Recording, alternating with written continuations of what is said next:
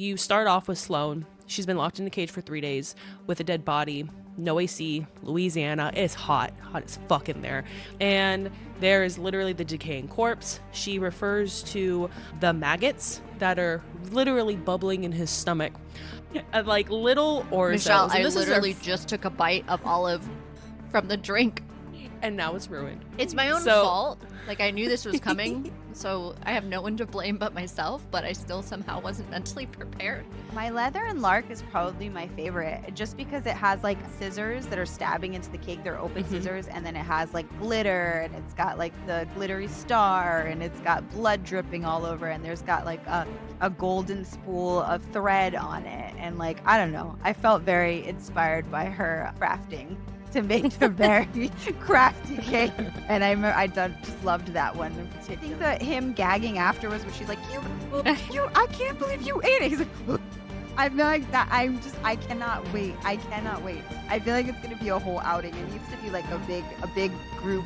Freaking a big go group see it? outing. Oh, yeah. Yep. To go see the movie? Yeah. Oh, yeah. Absolutely. I'll make desserts. Okay. There you go. We're doing it. You'll make your own We're version going. of orzo and cookies and cream. There we go. No. Oh, God. Yeah. Bro, I'll make little orzo cookies Oh. and put them in bags and be like, here you go.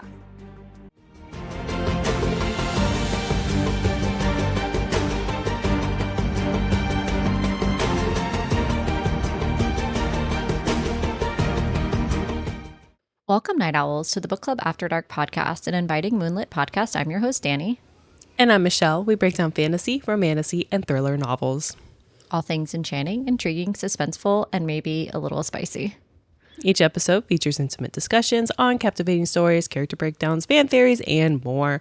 And this is your content warning. This podcast contains mature themes and discussions that may not be suitable for all audiences. Episodes include explicit language and descriptions of mature romance, as well as depictions of violence and other intense subject matter. This podcast is rated R for mature audiences. Listener discretion is advised. And going forward from here, there's going to be lots of spoilers specifically for the entire Ruinous Love Trilogy. So you're going to hear spoilers that relate to this book, which is Booksure and Blackbird specifically. Also, the entire trilogy will be filled with spoilers, starting with this episode and continuing onward. So let's get cozy because the best stories are told after dark. Michelle, tonight's drink of the episode, I'm calling the Orb Weaver, and I know you love spiders because we've talked about this before. And you know that the Orb Weaver is a spider. I don't know if you knew that, but it is. Mm-hmm. But in this case, yeah. Orb Weaver, the Orb Weaver we're referring to is Miss Sloan, and she's orbing eyeballs. So tonight's drink, if you can see that in there, this is a frozen glass, but this is like a very dirty pickle martini, and our eyes that I have here as a garnish are garlic stuffed olives, like the giant green olives. And I added a little bit of like food coloring, like red food coloring on them. And then the martini itself has vodka, which you could use gin as well, up to you. Has pickle juice, which I actually had like some really good, like Costco, like a big thing of pickles. And I had to like filter this because it had like really fresh dill and stuff in it. So it was delicious. And if you're not a pickle person, this is not going to be a drink for you. But I love pickles, so you take that with what you will. But the drink itself also has vermouth, of course. So it's a classic, very classic cocktail. So that's 2 classic cocktails in a row. Ooh. But yeah, this is the Orb Weaver. And yeah, she's a hoot. So yeah. Yeah. No, that's fun. It's definitely like Halloween-y, even though it's August, but it's October. So, you know. And yeah, but I will say so good. So I love pickles. However, I haven't had pickle and alcohol since my bachelorette party. Way back pickleback. in the day. What did you have, like a pickleback shot? I had a pickleback, and that's the one that did me in, and I don't recall anything after that event. Did you have like a Jameson shot and then like a pickleback? Or what was your shot? Something like that? Yeah, I think it was, it was something like that. It was definitely, it was whiskey. No, it was bourbon. Okay. Yeah, bourbon whiskey. Ooh. So... Yeah, that's not good bourbon. I can just imagine. Yeah. So I haven't had pickle and alcohol, but that sounds interesting. Yeah, it actually is. I'm honestly not a big martini drinker unless it's an espresso martini, which those are good. That with like a Caesar salad, like girl dinner, I'm about it. Give me some truffle fries and like a Caesar salad and a good espresso martini. I'm there. Yeah. But the dry, dirty martini done well is really delicious. And I've never had one with the pickle juice. Usually it's olive juice, right, that you put in there. Yeah. And I love olive juice too, but I wanted to try it because it's been pretty viral, and especially over the summer. There was a lot of like poolside pickle, dry martini poolside recipes that I was looking for. And I was like, man, I wonder when we're going to have an opportunity to use this. And then I was like, the two eyes, the olives. And funny story, on Brynne Weaver's Instagram, she has a drink recipe that I wanted to make, which was actually a different Orb Weaver style drink, but it used lychee. And so like lychee, like you've seen them, they're like a white-ish colored fruit. And like when they hang open, they could look like dismembered eyes. They could definitely look, yeah. And so there's a really cool recipe that's on her website with like food coloring and stuff that for the eyes. And I wanted to make that. And I remember telling you, like, I've been to 3 stores and I cannot freaking find lychee anywhere. So unfortunately, that's not the way that we went here. And that is how a different Orb Weaver in the pickle dirty martini was born. And so there we have it. Cheers. Here we go. Well, this episode, as I started with their spoiler warning, we are exploring Butcher and Blackbird. I'm a little bit excited by Brynne Weaver. So whether you're reading along with us or you're just here for the book talk, we are really glad that you're here. While we're exploring Butcher and Blackbird, we're doing this episode a little bit differently versus like a full romantasy deep dive like we did with Quicksilver, and even differently than we just did with the massive Twilight coverage. So we don't have a movie yet, keyword. So we won't be comparing that just yet, but we do have a guest, Natalie from Nat Just Cakes, who's one of our good friends now, and honestly just one of the best people that we've had on to interview, is part of this episode with us. So she will be joining us as part of this episode. And also the way we're going to kind of lay out this book is we're going to first talk about trigger warnings, because this is really the first series that we've done that's truly in the dark romance genre. So I think it's important that we kind of talk about that. Then we're going to go through setting, plot, kind of similar to our thrillers, because let's face it, this is like a thriller, dark romance comedy. I mean, I would think that this book kind of hits all of those points. And then we're going to kind of wrap with the full analysis of their competition, the plot points, major themes, and kind of conclude with the overall thoughts of the book itself, with some spice and some different features throughout the book that we took as takeaways. And we'll talk a little bit about the bonus chapter and the epilogue. And we'll wrap with our mystery Q&A, as always. That's what we've got planned. All right, let's get into our trigger warnings, or, our recipe for whatever you're interested in. So this this is a dark romantic comedy, like Danny said, and there are about 14 different bullets of the trigger warnings. So there are many. Eyeballs and eye sockets, amateur surgery, skin ornaments, chainsaws, axes, knives, scalpels, a lot of very sharp objects, accidental cannibalism, not so accidental cannibalism, use of a mummified corpse, lobotomized manservant, ill-advised use of kitchen implements, and I totally love that one. I forgot this part was in there when I reread the book. I'm like, oh yeah, they did that. Cookies and cream ice cream. What didn't they do? Very, very detailed sex scenes, which very include graphic, but are not limited to a lot of different kinks that you can read for your own. References to parental neglect and child abuse, very, very brief. Parental loss, not depicted. References to child sexual assault, not in detail. And, it's a book about serial killers, so pretty much messed up murders and chaos. Yes, it's a good time. Serial unaliving happening. Yeah, I liked, one of my favorite parts of this book was the trigger warnings page, because you can tell right away that Brynne is funny. She's a funny author. She takes the list seriously, but she'll be like, "I'm sorry about the cookies and cream ice cream." Parentheses, not really. I'm not really.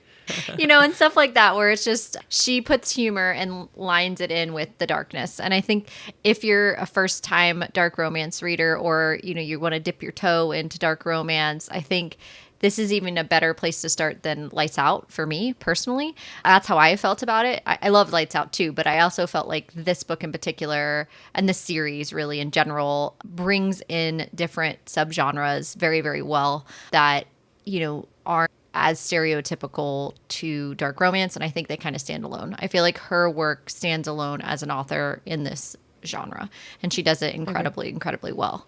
Yeah, I agree. If you're listening to it, because I listened to it the first time around, the trigger warnings are actually really funny as being told, because the characters are telling them and they're switching back and forth, and just the characters are laughing about them also. So again, it does introduce the comedic element from the very first page before you even dive into the story. Yeah, and the fact that she, wrote the book for those who read the trigger warnings and said, accidental cannibalism, count me in. This one's for you. It just tells you like the type of author that she is, and we're here to have a good time. What I also love, and this is like kind of typical if you're new to dark romance, you may not realize this, but a lot of dark romance authors will give you a playlist. So she has really cool QR codes and also a couple different songs that go throughout our book. And so of course when we do the drink of the episode and then we post our little thumbnail of this episode, we're gonna pick a song from here for that. But I like that. I don't necessarily always listen to all of them, but I like that the option is there. I don't know, what are your thoughts on that? It's immersive. I mean, I would like to know, it kind of adds a little bit of behind the scenes in terms of like what the author was actually thinking in mood, and what they're trying to get at when it comes to a certain scene. It adds more depth to a character. So I do like that that's included. That can add just another immersive experience to your reading. Agreed. Let's get into the main characters. So now that we've kind of laid out the groundwork of what we're getting into, and what's nice is the trilogy is set up similarly, so we'll talk about that with the start of each of these books. The main characters here, we have Sloan, who's our main female protagonist, who the book starts out from her perspective first. I love that we have right out of the gate dual point of view throughout this book. I really enjoyed that. And then we have Rowan, or Rowan, depending on how you pronounce it, who is known as the Butcher. So you have Sloan, who is Blackbird, and Rowan, who is the Butcher. And a little bit about Sloan, she's AKA Orb Weaver, who our drink of the episode is titled after, a known unaliver, serial unaliver, who also kills other serial unalivers. She works for a medical company in real life, which her serial killing is known as Orb Weaver. She works on clinical trials. So she's like your very classic introvert to a T. Like she avoids other humans like as much as possible unless she's unaliving them. Like that's the only time she really wants to like be around other people, and that she functions well around other people is oddly enough when she's removing them from life. And then except for Lark. Lark is that one kind of anomaly. Yeah, that's her girl. That's her soulmate. Yes, that is. And Rowan, who's Butcher, he is known as the Boston Butcher, which I thought that was a pretty cool serial unaliver name. He's also a serial killer he's a serial killer who kills serial killers, but he's a restaurant owner. So he's a little bit different. Obviously, it's a little bit more social because of this sort of, but he's definitely rough around the edges. And he kind of reminds me of, did you see The Bear? Did you ever watch The Bear at all? No. So not the actor, because the actor to me doesn't seem like Rowan at all, but that's on FX, right? Show, yeah. I think the show The Bear is like very intense, and like the final Butcher and Blackbird restaurant kind of reminded me of The Bear at the end, and the intensity of it, especially because it takes place in a major city. The Bear takes place in Chicago, but I visually was thinking about that because I don't know if you do this when you read, but like I know we talked about Great Gatsby in our thriller episode and how you're like mentally kind of imagining that. I kind of do that while I'm reading too, where I'm like, what does this remind me of, and like how can I picture certain scenes and characters, and that's kind of where that took me. So that really leads us very well and nicely into the setting. And the setting actually moves and jumps across different parts of the United States because Sloan and Rowan compete in an annual killing showdown. Because of course they do. Why wouldn't they? And tell us about the plot, Michelle. To be fair, the showdown is to kill other serial killers who are bad people. So, there's okay. No, it's very Dexter. We're getting Dexter vibes, very much so. All right. So with plot, we have our main introductions. And the way the story starts out, you're not eased into anything. You start off with Sloan. She's been locked in a cage for 3 days with a dead body no AC, Louisiana. It's hot as fuck in there. And there is literally the decaying corpse. She refers to the maggots that are literally bubbling in his stomach. And like little orzos. Michelle, I And this is literally just took a bite of olive from the drink. and now it's ruined. It's my own fault. Like, I knew this was coming, so I have no one to blame but myself, but I still somehow wasn't mentally prepared. But I don't want to continue, by all means. This is our first food that is ruined, which is orzo. So picture little maggots and little orzos crawling across the floor. So pretty disgusting scene overall. And then in comes Rowan, who oddly enough is there to kill the guy that Sloan just killed. And Rowan's like, oh, hey, what are you doing here? And they have this really funny moment where Rowan starts fangirling over Sloan because he realizes she's the orb weaver, and she's like, oh my god, I look like shit, and he's obviously like super handsome, but he's like fangirling over her, and he's like asking her questions about like, how do you create the patterns, and oh my god, and you know, like it's like Pokemon and cards, she's like, I've been really, in here for 3 days. Get like, me out, yeah, please. Like, yeah. So like right away you have this like incredibly gruesome scene followed by like humor. And that's what I was saying about Brynne is like she just writes in such a way that she takes really dark elements and injects humor in ways that make it entertaining. And yeah, it's dark and it's fucked up. There's no denying that.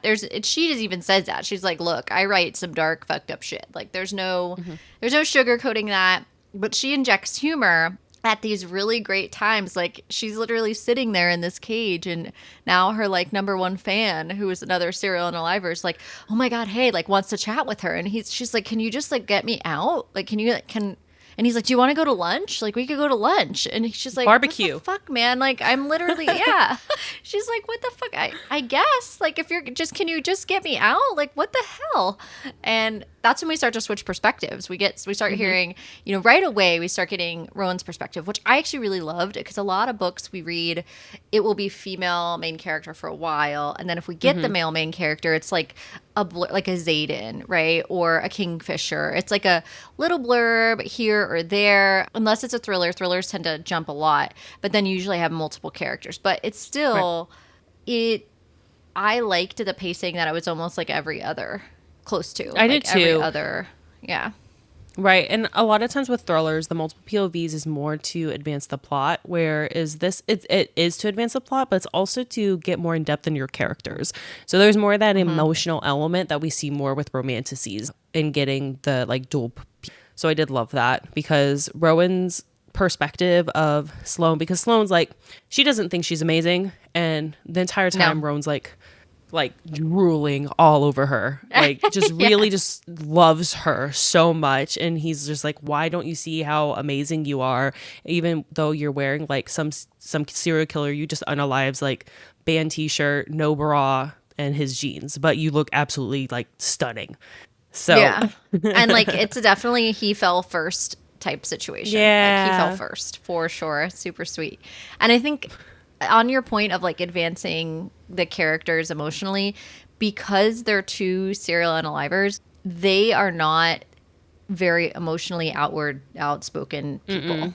Especially Sloan. She keeps so many of her cards like close to her chest, and you wouldn't know if you only had one perspective. You just wouldn't know that about her. And same with Rowan. You wouldn't know that about him either, because when you're talking about these types of people who have a lot of trauma, have been through a lot in their lives, you need to it's almost a requirement, in my opinion, to get both sides. Otherwise, the story doesn't move as well. You just don't you don't have the empathy or sympathy for some of the characters and understanding of where they're coming from without it. No, I agree. And especially when you're dealing with like such a very sensitive and graphic topic where like literally there's like death and chaos, you need to give them the human element that they actually have. They're not like just monsters, even though they kind of see themselves as monsters, but they're not so much, because I mean, they realize that their same target is the serial killers. That's all they're after. They literally just track down who horrible people are around the entire United States, and they plot to, you know, remove them from this earth. And they realize this. And then Rowan's like, well, there's like actually this guy in like Oregon, Washington area, and he's killed like maybe 12-ish people. So how about like we do a competition, and whoever wins the competition every August gets to kill that guy. It's like, okay, cool. Competition to kill people as a prize to kill people. Okay, cool. So, and that is it. And if they ever tie, they break the tiebreaker with rock, paper, scissors. So Yeah. What I also loved, and we talked about this with Natalie, but is the pacing. Because Sloan and Rowan are who they are, this goes over years. This is not like a quick thing. 1 year later, Sloan waits for a text from Rowan, and she's like excited about this, like this text from him. And she tries like not to let on like how, yes. And so she has a guy restrained, right, of course, on a table. And so I watched Dexter back in the day. So I'm like thinking of like his like kill room or whatever. And she's just like waiting by the phone with this guy just like tied up. And like you don't, yeah, basically. And she gets a call from Lark, who book 2 follows Lark. And it's her best friend. So Sloan is like asking questions about her sanity, but if you start to know Lark, she's probably not the best person to ask that to, but I digress.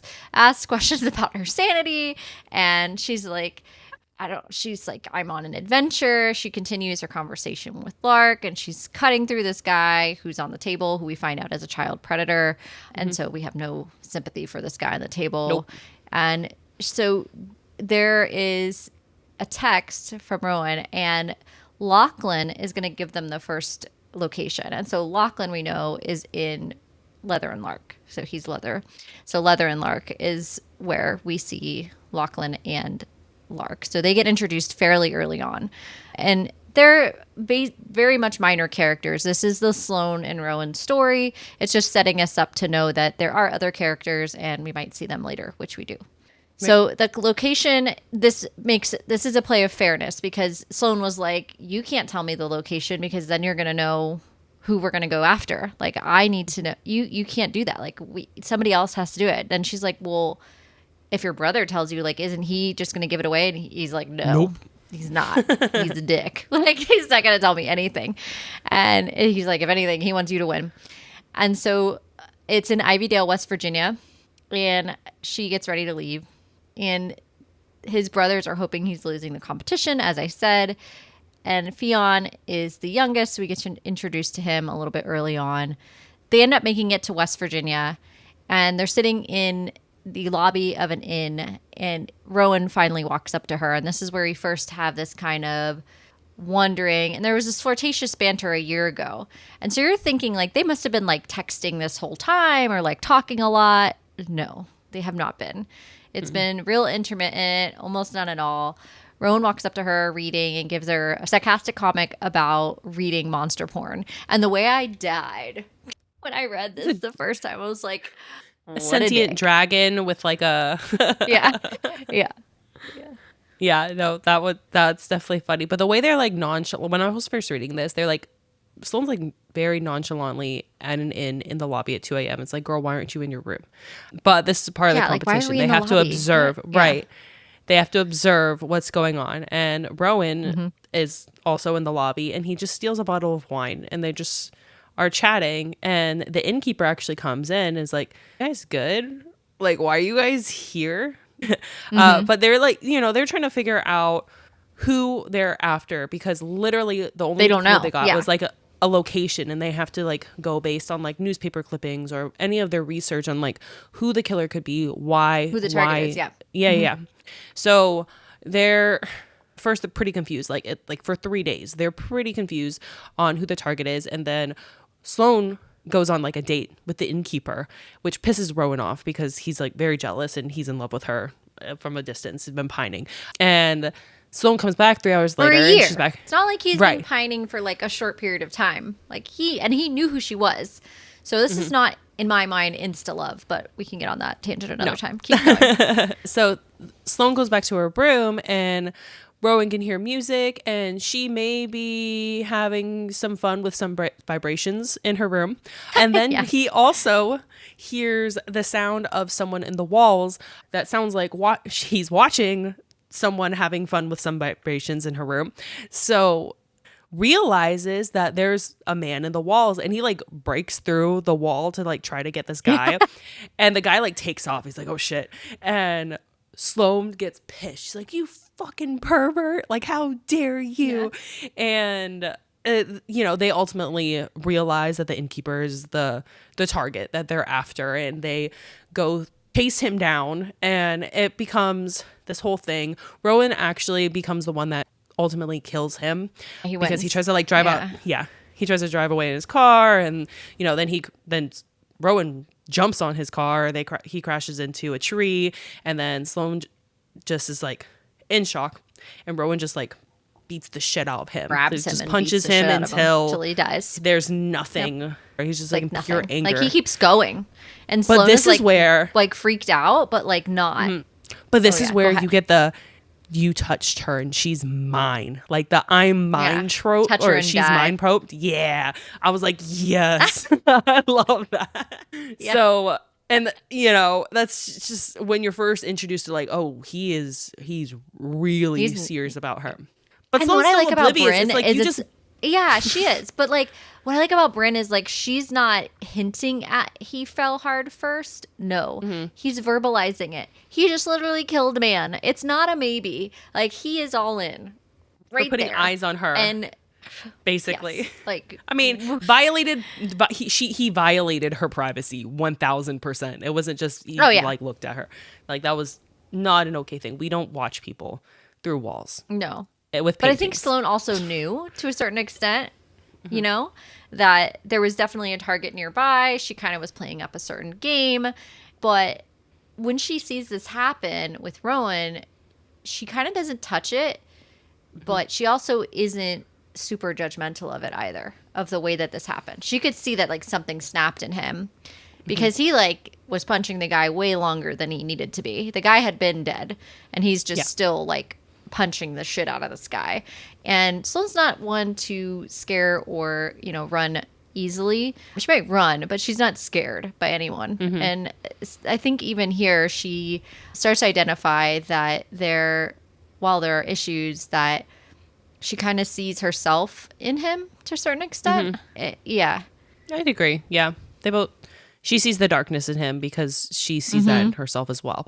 So that there's something behind that. Right. Like, there's some trauma there that he needs to unpack. So, which makes sense. Oh, absolutely. Yeah. And then we talk about pacing. So they literally clean up the property. 3 days to wipe the scene of any sort of trace of them, and then jumps to 6 months later. They've been texting. Lark's like, Rowan's great for you. And then 3 months after that, she's like literally standing in front of Three and Coach, which is Rowan's restaurant.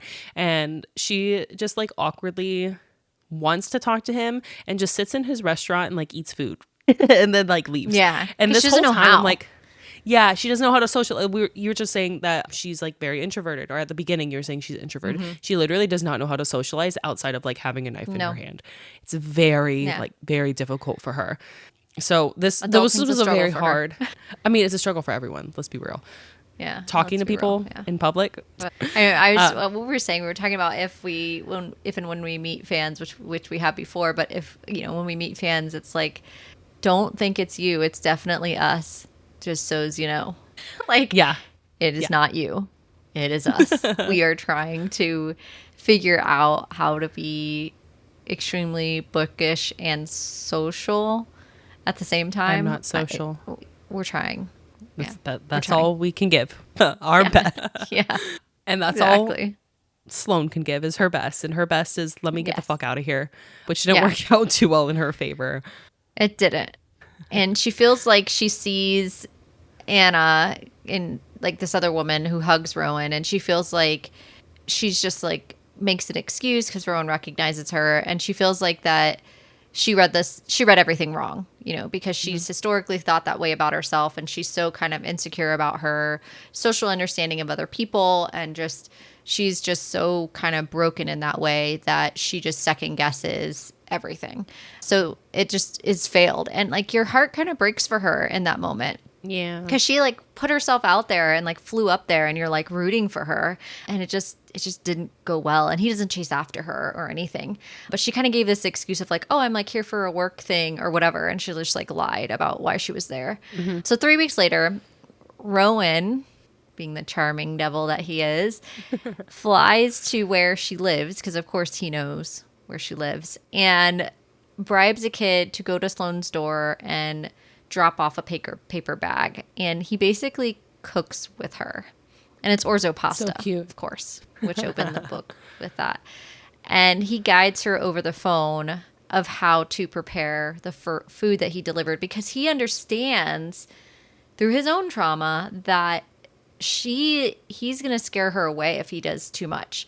And he realizes that he's got to kind of like hold her hand metaphorically and kind of get her through some of this by not overwhelming her. Because if he showed up at her door, it would have scared the shit out of her. And she would have just been like, this is too much for me. I can't do this. I can't do this. You know, she would have pushed him away right away. And so instead, he does this over 3 days, and he gets her different food, and she learns how to cook, and they have different small talk about what she does, and for Rowan, why he loves to cook, it was his coping mechanism to escape his childhood. And you know, this happens over 3 days, and he flies back home. So then we have the second game. Michelle, tell us about the second game. Second game. So they are hunting Thorsten Harris, which his actual name we find out is Jeremy Carmichael, but we refer to him as Thorsten because that's who he's referred to as throughout the majority of the book. And basically you're dropped into like Sloan offering a date to him, and she's like in this restaurant and trying to chat him up because her whole goal is to be invited to his place. And then all of a sudden Rowan fucking appears and was like, hey, mind if I join you? And he also gets invited to and Sloane's this like, what house. the fuck? I got him on a date. Like, I know did the who research. our person is. Like, I It's know like- who this guy is. I will kill him. She's pissed. It's hilarious. It's like when you do a group project with someone and you do like 95% of the work and the person did like the Yeah. title page and And you they, both like- get the A and it's like, I'm sorry. where the what? teacher is like, wow, so-and-so, I didn't realize you had all that in you. And you're like, bitch, they didn't. I did. They didn't have any That's of that exactly in it. them. What are you talking about? Like, yeah. So Sloane's like, hello, Easy A. No. Me? No. No. Well, Rowan You just show up doesn't- here? He gets his punishment for doing that. So because Sloan does her homework on Thorsten and what he Yes. does. So the Thorsten. next day they are invited to dinner at his house, and Thorsten has this mute servant, which is David Miller, and he's like, he doesn't talk. He's very like, can't see anything. he Comments doesn't- that he had a lobotomy. It's weird. So brain dead. She thinks that he had a likely. lobotomy, like that Right. there's something, wrong. Right. Absolutely. So they sit down for dinner, which is served by David Miller, and there are multiple courses. So Sloan is very much paying attention to the food that is being served. So first course is goat cheese crostini with olive tapenade. Next is gazpacho, more wine, but Sloan realizes Thorsten doesn't drink it. So she's immediately like, Right. no, I'm not going to no. drink it then if he's not drinking it. But Rowan like starts chugging. And Because he's so is- arrogant. He This is. motherfucker. He is. He's so arrogant. Yes, and he's just charming. He's He's just- charming well, he's him the- up. Yeah, but he's also like the butcher. So, you know, he's just going to do it with brute force. Like, nothing can take me down, you know, type of mentality of like, I'll Yeah. fucking kill them, whoever they are. Like, I'll just fucking, you know, I'm There not we worried go. about it. And just like the brute strength mentality. And this bites him in the ass here. in And a or minute. he honestly thinks he can just outsmart everyone as well if he can't with That brute too. strength. Uh-huh. So Oh, he's yeah, arrogant. which doesn't Yeah. work here. So he actually becomes like very intoxicated and drugged, and he goes to Sloan at this point that he's like vowed abstinence over her and like how much he loves her and that sort of thing, which is really cute. But is. we have our next food that is ruined with it, which is a beef niçoise salad. Yes. And it's well, we say beef because got that's what goosebumps. Rowan says, and he's like, I love beef, and Thorsten's like, yeah, it's a niçoise salad. And my own special take, of course. And Rowan takes a bite, ignoring Sloan, and Sloan's the entire time like, stop it, don't eat it. Yeah. And he's just like, it's just like, delicious. stop. Yeah. Another She's like trying bite. to mouth it to him. Yeah, and the audio, like she's like trying to mouth it to him, like I'm trying to, like it's in her perspective, and you hear her voice, and she's like, I'm trying to like fucking mouth it to this idiot who keeps on, and I'm like dying laughing. Yeah. While I'm listening to this. My husband's like, "What are you listening to?" And then I was like, you have to listen to this book. I think you'd really enjoy it. So he actually listened to Butcher and Blackbird and rated it very highly. He loved it. Yeah. Because he was kept seeing me laughing. He's like, "What the hell's going on? Like, you read romantasy. Like, what is so funny? Like, you're talking about dragons and shit. What's going on?" I'm like, no, this one's a totally different thing. There's a dragon in this one. Not that he doesn't. Well, not that he doesn't love dragons, but my point being is like he's like usually don't laugh to this extent. Like Riddick had me laughing here and there, but like this scene, because this goes on for a while, I was like laughing. I'm like making my son's bed, like cackling listening to this because I had already read the physical book, and then I'm listening to the audio back, and like the way like that he's like trashed, like trying to talk to her, and he's Sloan, and like that he's absent and stuff, and he has this accent, and the voice actors for this book are just so fucking good. Phenomenal. They're so good. Mm-hmm. Oh, they're so good. And so like I was dead. I was dying. I was dying listening to this. This is probably like my favorite competition. Like I really loved this section of the book. It was hilarious because they're more comfortable with each other as well, so you see more of that banter. But anyway, so after a second bite, Rowan literally passes out, and Sloane's like, "Thank God." Thorsten's thinking Sloan is also drunk, but then to his surprise, she's not, and then she pulls out a knife on him, and then we've switched to Rowan's perspective, which is kind of funny because Rowan wakes up like, what the fuck just happened? And then like there's literally like she's like plucking an eyeball out of his eye as he's like waking up, and Thorsten. He's like out of Thorsten's eye, and Thorsten dies, or he doesn't die. He like passes out from like all the pain because, she's plucking the eyeballs and finishing all of her like orb weaving stuff going on, and tells him that he actually ate a person and she was trying to warn him, and he, immediately starts vomiting. And so he obviously didn't have a fun time with that. But that we also get our third food that is ruined for us because they need to check on David Miller, and Sloan the entire time's like, what's going on in there is pretty fucked up. So I don't really want to go into the kitchen because he's like double fisting raw sausages and like just eating a bunch of food, and she knows all of it's made from human remains. So she's just because I don't want to do it. Thorsten's a really fucked up serial killer, which we didn't really say that already. Like this guy is like really disturbed, really fucked up guy. Like some of the human flesh, he was talking about how you have to take it off of them while they're living to preserve it at the highest like quality. And like the guy, and he's like, he's trying to tell Sloan as this is going on too, like why, he actually is, a connoisseur of what he does. Like he's just like he's such an arrogant, like total Thorsten piece of shit, that the guy that they're after for this one, that you're just like, wow, what the fuck is that? So that's dark. So he's the very intentional cannibalism. Rowan obviously was the accidental cannibalism that happened because he, Sloan had to like scoop out the rest of the skin meat off. Actually, rump roast. He was eating ass, actually, is the term. And then we have our next food group. So because they go check on David Miller, and David Miller's just like casually just spooning ice cream out of a tub. Turns out you can use other liquids instead of just like cream for milk. You can also use semen in place. I'm going to show you something.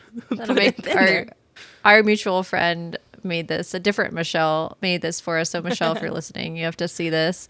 This is the magnet you made me, and I'm showing it right now on the show. It's called Cookies and Cream Trauma, and it's this cool magnet of quite literally the cookies and cream ice cream with the trauma. And like, if you know, if you read the book, you would know what this reference is. And so I died when she gave me that. And I was like, okay, now it's on my little bookshelf.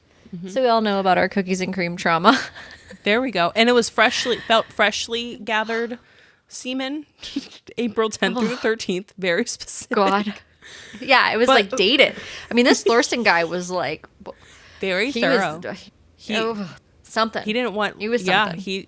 he wanted to catalog everything, but you know, we're thinking poor David Miller this whole time. He like has no brain, right. and Lobotomy, can't like they do think anything. He's a victim. Right. And he's just like, you know, he doesn't know what he's doing, so he's just eating all the shit. And Sloan ends up telling Rowan, because she saved him from dying and choking and cannibalism, that he needs to take David back with him and give him a job, because like, you know, this poor guy. At this point I was like, Sloan, girl, what are we doing? He's like, why do we, the fuck? I understand we have a savior mentality, but like this random, like just drop him off at like some homeless shelter and he'll be fine, or a hospital. He'll sort himself out. Someone must be looking for him. But no, he becomes Rowan's problem ultimately. Yeah, he does. And Rowan's too in deep with Sloan, like he just can't say no to her. One other really cool thing about this specific one was that you actually get to see Sloan and her orb weaving magic of like what she does, and you kind of realize that what she does with the spider web of like taking the eyes and the different body parts is like a GPS like location thing. It's crazy, like what she actually does with her intricacies of her kills. It's it's not just system. Art. She's basically trying to tell the FBI or whoever's investigating this the different locations of the killings that were linked to this person. Kills. But she's like, no one's figured it out yet. No one's figured it out yet. They're like, oh, it's pretty strings. Yeah. It's great. Yeah, they just think it's like her call sign. Like, oh, the orb weaver was here. And she's like, no, you idiots. Like, I'm telling you what these people have done. Hello. And you're just like only focusing on me. Oh, gosh. But then we get a time skip. So tell us about what happens 8 months later. 8 months later, Sloan and Rowan are meeting, and it's the first 6 months after the competition. So they've been speaking, you know, every day, and they haven't talked a lot because Rowan is opening a second restaurant, which she doesn't really know about. They don't ask a lot about each other's personal lives too much. It's kind of just like witty banter, and she continuously has like doubts about Rowan's feelings for her, because she's like, why would he want me? He has such a full life. Like from her perspective, she went to Boston, she saw what she thought was a very full life for him, and she just doesn't have that. She sees herself as like not having anything to offer, because she feels like there's just nothing there that she can bring. But now she gets invited to Best of Boston Gala, and it's his birthday, and it's an opportunity to go. And so he asks her to go, and she looks hot. She even talks about it. Lark talks to her. She's like, girl, you look hot. They drink, they hit the dance floor. Rowan tells Sloan that the real fun is that they have a target. And so Dr. Stefan Rustis is the person that he wants to take out, and that he's killed multiple patients, at least 6 that he knows of over the last 15 years, and Rowan wants to make sure he gets taken rid of. And so Sloan is like, I thought this was a date. I like a date.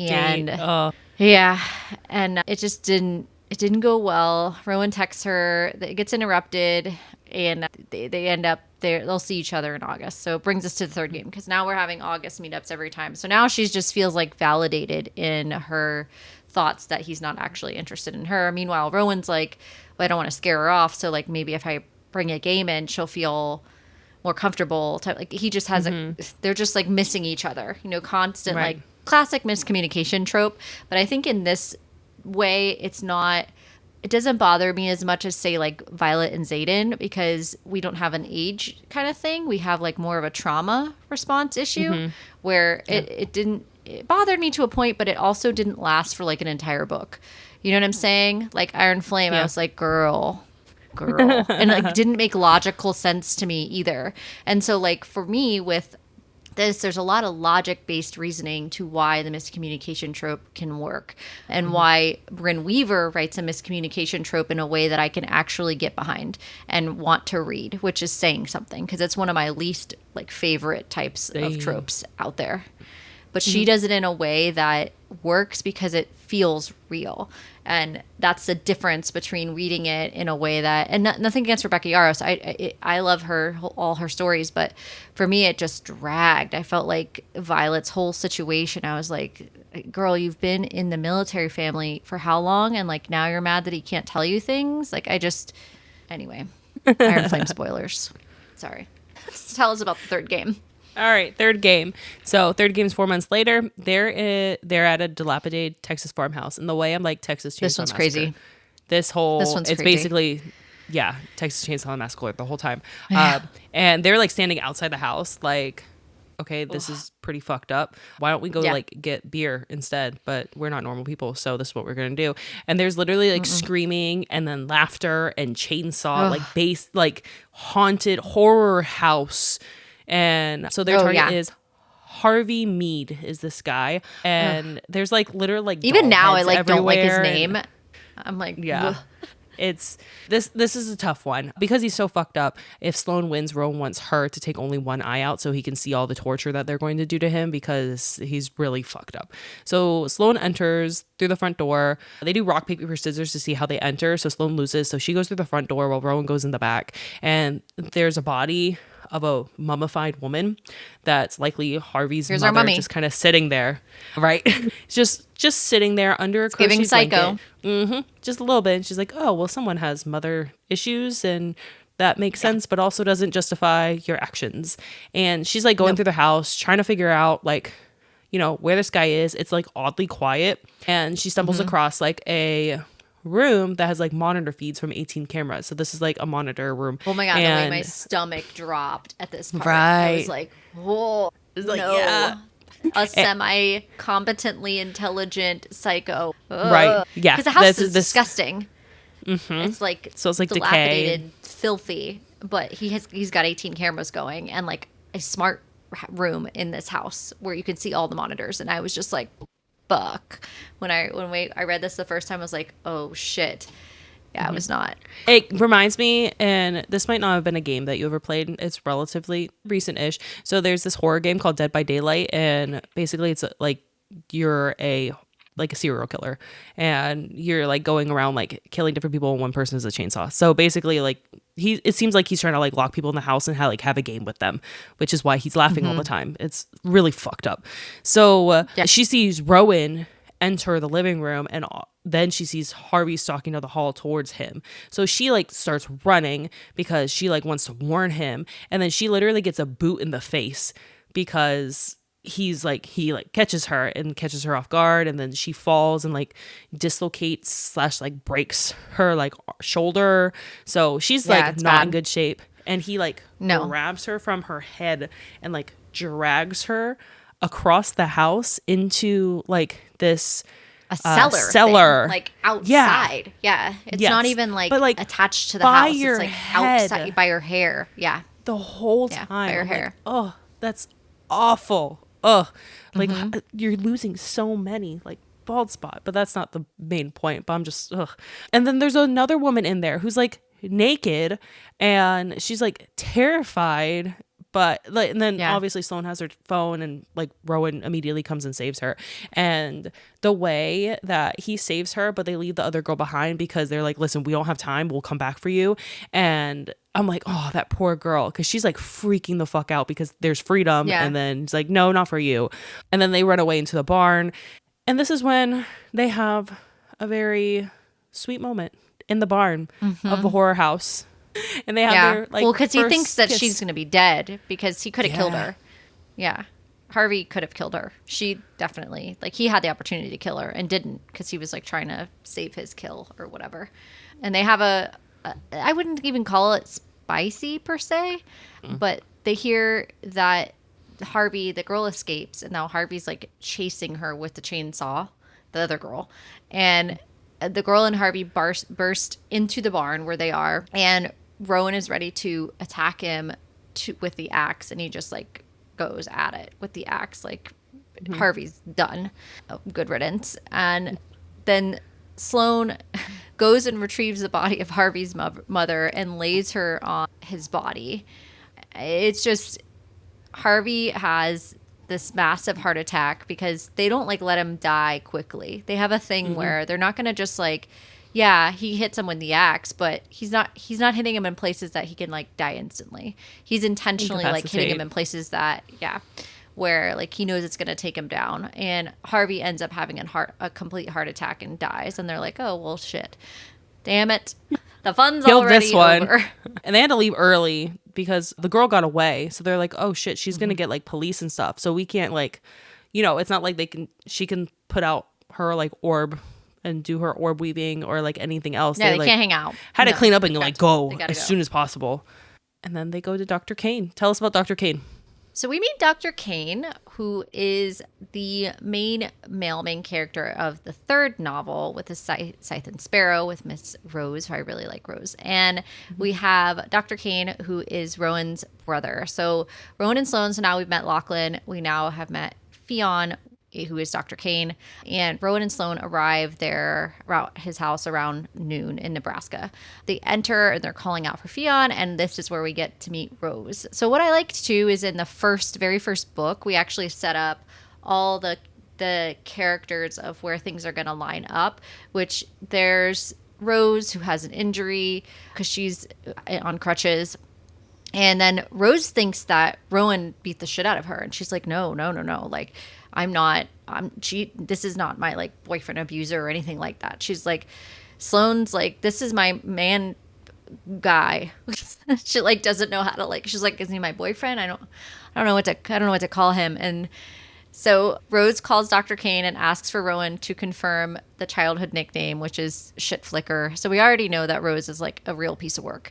I liked Rose like from the jump. I knew she was like ridiculous character and I was going to enjoy her. So I was like, oh, I hope we get to see more of her in book 2, which we don't really see a whole lot of her, but she does get her very own book in book 3. So we do see a lot more of her, which is great. Sloan teases Rowan about Rowan's nickname, and then they are teasing each other. Rowan asks questions to Rose about her and Fionn, and there's just not a lot that Rose kind of gives away.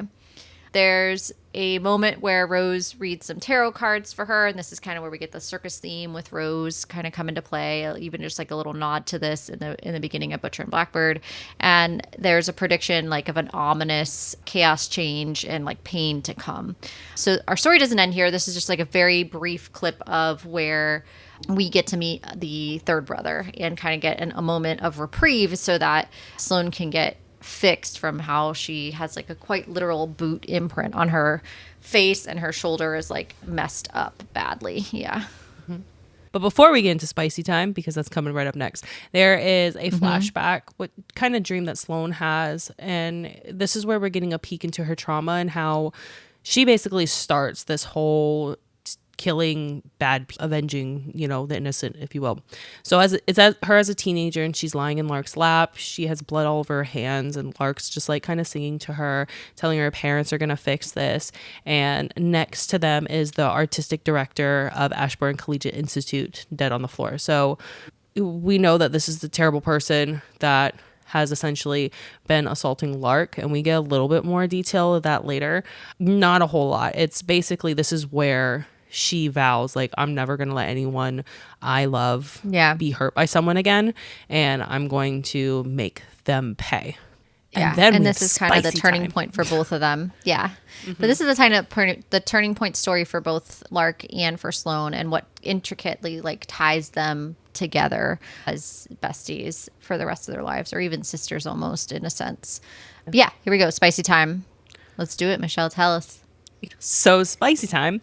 Essentially, Sloan needs a bath because it's been a while, and they were just at Harvey Mead's murder house. So Rowan has to help her get into the bath by like helping her like take off her clothes and like lower her into the baths because she's having a hard time. And basically tensions rise between them. And this is where he's like, I've been suffering for 4 years. I'm begging you here, either get in the bath or something's going to happen. And ultimately, they ended up having sex, which great for them. This is very, very detailed. So this is where we get the dark romance part of it. Yes, absolutely. So very graphic sex. Where we get the very graphic open door scenes. Some of the best I've ever read. I think Brynne Weaver is very, very good at this. And I like the dialogue that they have. It's not too much. They've waited 4 years. And at this point, it's also not, you 2/3 of the way into the book, we're getting spice. Yeah. It's just, it's not a heavily spicy book like that. And you've been kind of waiting for a payoff. And Brynne Weaver definitely gives you one.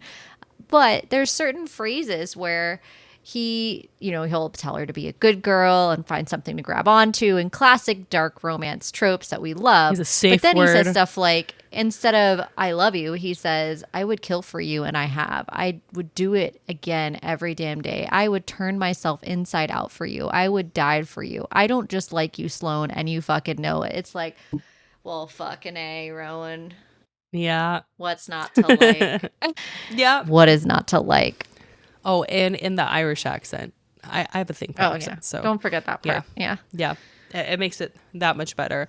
So after that just, catapults their relationship ultimately. She moves in with Rowan. She moves to Boston. She lives in Raleigh, North Carolina. So she packs up her stuff, tells her job that she's going to go fully remote, and then just leaves. Must be nice. That's, you call the shots at your own job. That's cool. And when we're there, we get a kind of peek into like meeting Rowan for the first time in Three and Coach, and he shows her the new restaurant, which he named Butcher and Blackbird, and this is where they tell each other they love each other for the first time. And then we get another spicy scene. So now that we got introduced to the spice, we get like back to back lots of it, and this is at their restaurant. He has her. They're cooking together and has her eat creme brulee while also, experiencing some very intimate things. Some more open door scenes. I'll let you read that. Yeah. And then they move into the dining room, there's glass everywhere, but, just put it all on display. So very great to read. And then we skip to opening night of Butcher and Blackbird. And it's just like a fun experience. You kind of see the family, see what Rowan has been working towards, because this is what Rowan has been doing outside of the competition the last 4 years. He's been building up to this restaurant. He's been trying to figure out how to build this. Yeah. And it's a long fucking time. It is. I mean, we've been doing the podcast, since October, 10 months. Yeah. 10 months yesterday. Yeah. 4 years to start time. to build, to open another business. It's a long time. It is. And all this ending happens pretty quickly. So it's opening night. Next day, Sloan and Rowan are having kind of little tiffs, in their romance about living together. Rowan's just stressed.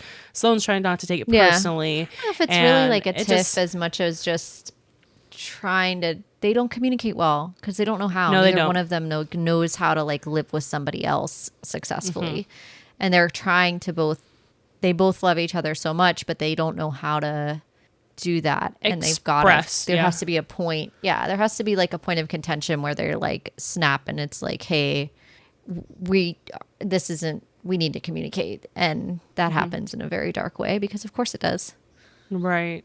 But then we get Rose and Lark. They go to coffee with Sloan. We actually get this conversation in Rose's book. We actually get this conversation, which is really fun. And then, because Rowan's supposed to be at Three and Coach fixing a vent hood, and then we get introduced to our last pretty traumatic scene. So why don't you go into what happens at Three and Coach? Yeah. So remember David Miller? Lest we forget, the lobotomy guy. He's back because Rowan had to take him in, because Sloan was like, you have to take him because he is just another part of he's another victim, and we can't just leave him here. So, you got to take him in. So David, who, works for Rowan, is left behind by one of the staff. So Rowan thinks nothing of this because he's like, oh, his bus didn't come get him, because he kind of uses a bus service that helps him get to and from places and gives him a job and things like that. Because he doesn't live with David or anything like that. He has his own facility that he lives at, etc.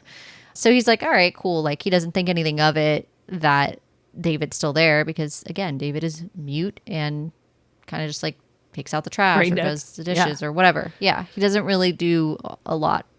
So he has sympathy for him. He's actually very kind to him in Rowan's perspective. Very kind to him. He doesn't have anything negative to say. He's just like, oh, fuck, the guy got left here. All right, I'll figure it out. At first, I got to go fix this thing, whatever.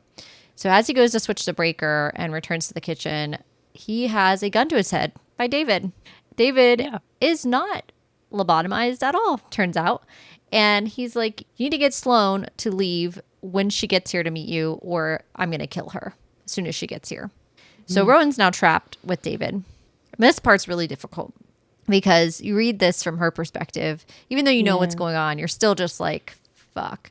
And we've seen this actually like a lot in other movies. We saw it in fucking Twilight, actually. This is such a new moon bullshit thing that Rowan does, but like for good reason.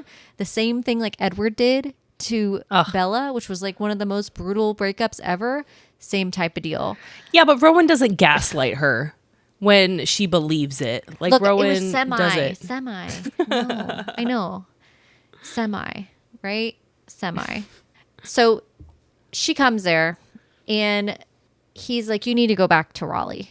And he's like, it's just like not working out. You need to go back to Raleigh. And she's like knows it's not been working out or whatever. And he's like, look, we're monsters. We can't be normal. My restaurants are all that matter to me. And she's like, am I unlovable? Like, why am I unlovable? And he says to her, he doesn't gaslight her. Are you sure? He says to her, because you're a fucking psycho. That's why. I meant afterwards when she believes him. He doesn't gaslight her. Yeah, but he doesn't insult her. Yeah. So she left the restaurant because obviously she's devastated by this comment. And it's like the worst fear that she had becoming realized, which is him seeing all of her and not accepting her. And she's just devastated by this. So she walks through the breakup with Lark, and all of a sudden there's this moment that clicks for her because she's like sobbing and she's talking to Lark and Lark's like, he's a fucking piece of shit. Da, da, da, I can't believe this. Da, da, da, right. Being a good best friend. And she's like, realizes that the date of the gala that when they were talking is the wrong date. And she knows that he wouldn't give the wrong date. He knows his dates. Like, he knows what's going on. And then she remembers Thorsten's ice cream. Yes. And it clicks for her because she's just like, how the fuck did this happen? And she realizes it. And she calls Lachlan, his brother. And he's like, get everything you can about David Miller. Find out everything. And I haven't used a mandolin since this, by the way. Then we get mandolins ruined. I always have, like, when I use like a mandolin, I always have like anxiety that I'm gonna like slice my finger. Now I'm just like, you can just completely just, Oh yeah, they're super sharp. Super sharp. Go into the scene because like this was probably the most cringy scene. Like this is the one that was just like, I can't. Yeah, this is a tough one. So David Miller, we talked about this a little bit earlier where Thurston had this thing about like fresh meat, right?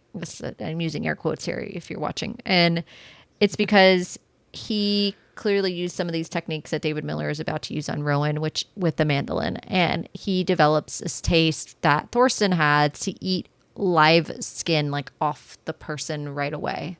And as you can imagine, you cannot do this gently. Like he's not gonna, you need to like get in there pretty deep to get what you're looking for. Like you have what do you have, like on your initial skin there's like 7 layers, and then underneath that to get to like muscle and flesh. Yeah, so he's like eating his skin in front of him. Giving very Hannibal Lecter vibes. David also really likes Sloan, and she likes how she continues to make people disappear, and he wants Sloan like as his own, possessively. And both of them.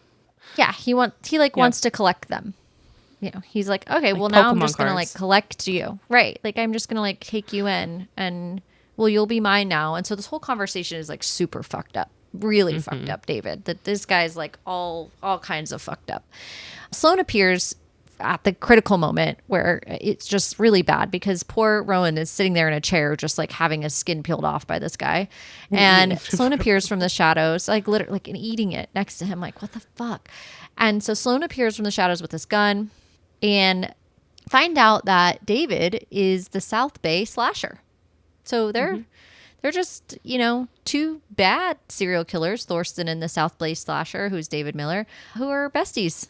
That's all that happened here. He wasn't lobotomized. He faked the whole thing because they were both plotting how they were going to collect Sloan and Rowan. And Sloan had been watching him through her own personal security camera at this point.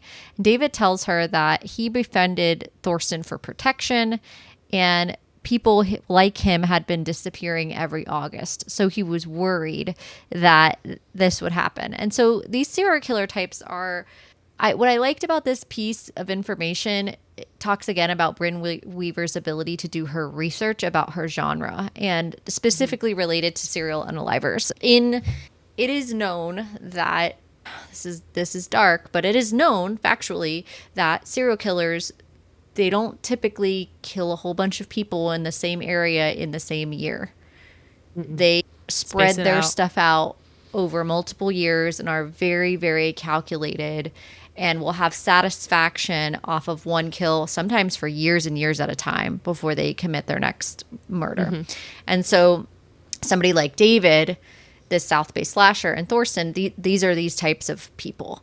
And he talks about how, somebody's disappearing every August. They've already pieced together, like, because how they collect people themselves, that there's a predator here. There's somebody that's taking us out. Rowan tries to get her to leave again, and she's like, no. She's like, this is a competition, and I just won this. So, no, I'm not leaving. And she convinces David that, yeah, I'm going to join him. Like, I can't believe that this is what has been going on. I'm going to join you, David.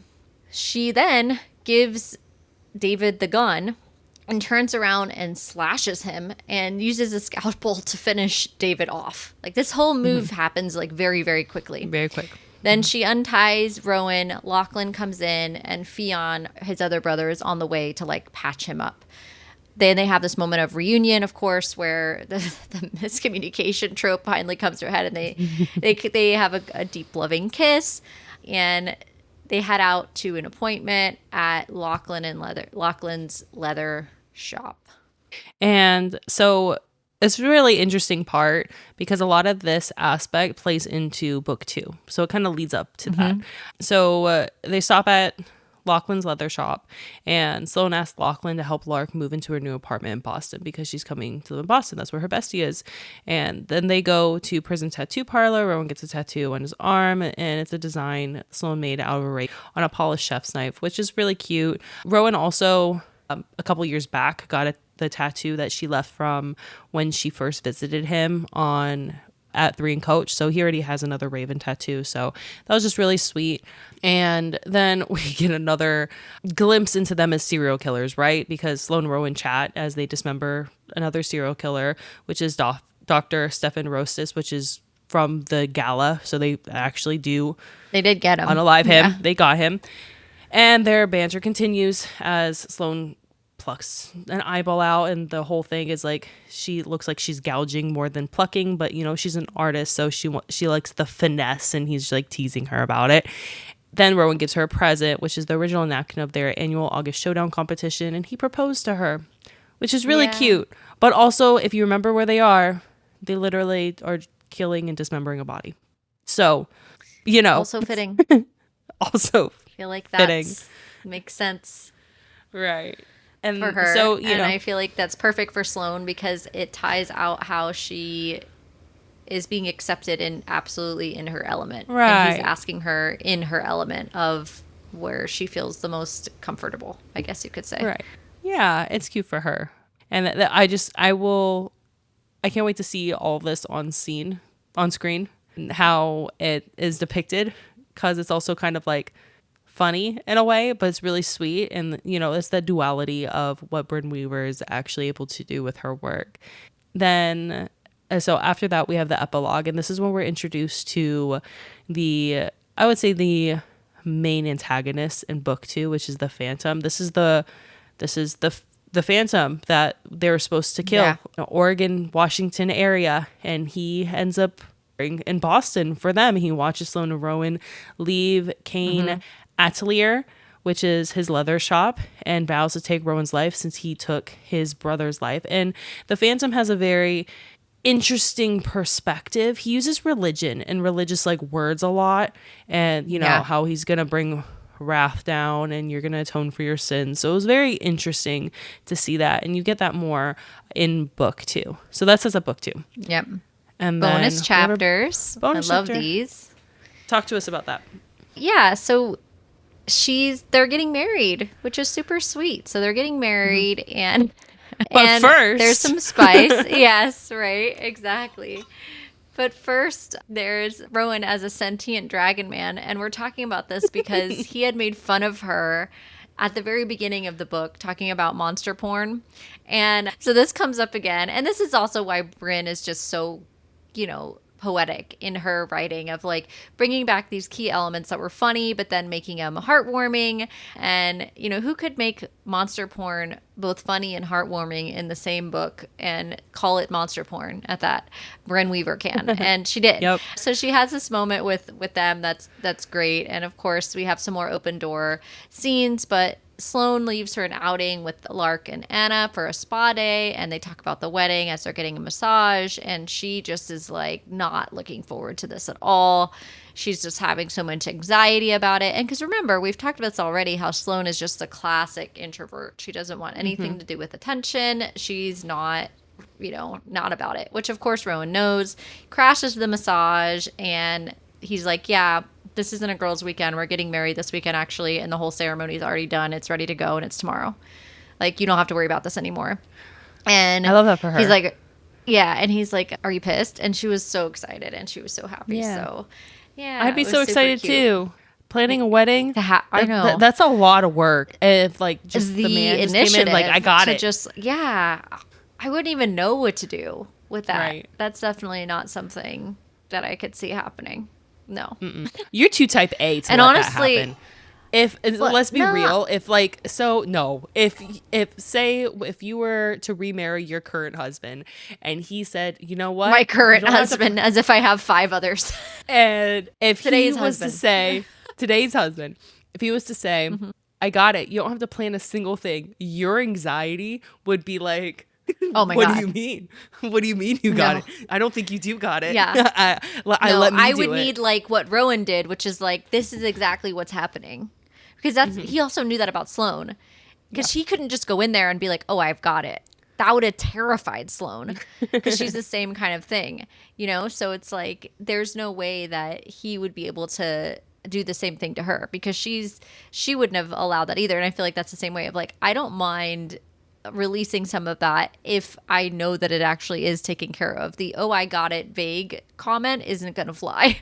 I need to know. Oh no, what I know. you've got. You need an like outline. What is it that you need got? an entire entire You're schedule. saying you've got it, but what is it you're getting? That's and you would please, still have notes. I need to know. Let's be real. No. Oh yeah. He could give you an if I have entire time for schedule notes, of what he did and be like, okay, Did you think you're about actually this, gonna have to though? move this there. Yeah. But did you actually get the flowers from this person? And okay, let me see the seating chart that you did. And I sometimes hate that about my own self, like I just you can't here help we it, that's are. you. I guess. It's exhausting. It's my own self. Well, that leads us into our interview with Natalie from Nat Just Cakes. So stick around as we talk about Butcher and Blackbird and the entire Ruinous Love series with her.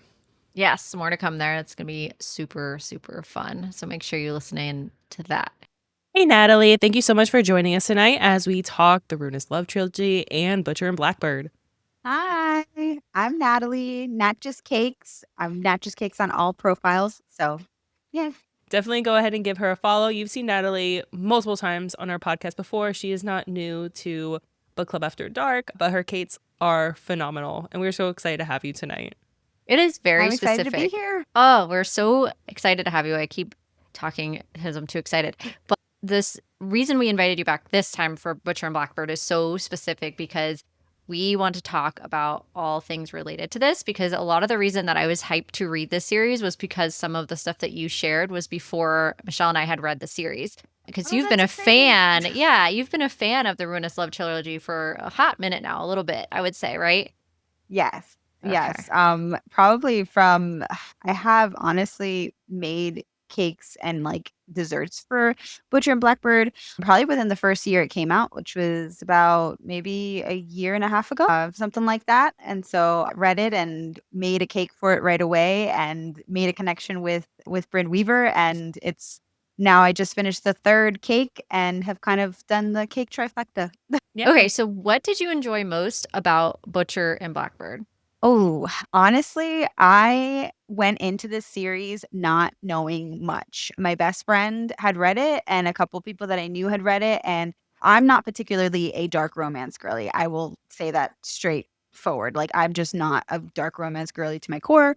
I'll dip my toe every once in a while, but I'm very like lighter dark romance. So this was kind of like a perfect fit for me because it's a rom-com as well as, a dark romance rom-com. Mm-hmm. So my best friend kind of was like, "Oh, well, this seems like something right up your alley. You should try it." And so I went in and was like, sure, and without having any context. Thought I was going to be super scarred when I heard the trigger warning in the beginning. I was like, "I don't know if this is for me, but I'll try it." And so I tried it and was so surprised. And I think that's the thing I loved about it the most was that even for people that are not huge, dark romance people, I think that they can also enjoy this because it teeters that line between, comedic relief and then also having that dark romance genre going with it. So, like, I just love the surprise of it. I love the fact that it's got kind of like a best of both worlds type of thing. And so, if you are not a dark romance person, this would probably be a good fit for you to start off with these books and kind of see how you feel. Yeah, that's fair. Yeah, I agree. So you started off by talking about the cakes that you made in your trifecta. So talk to us about the Ruinous Love Trilogy and your cakes.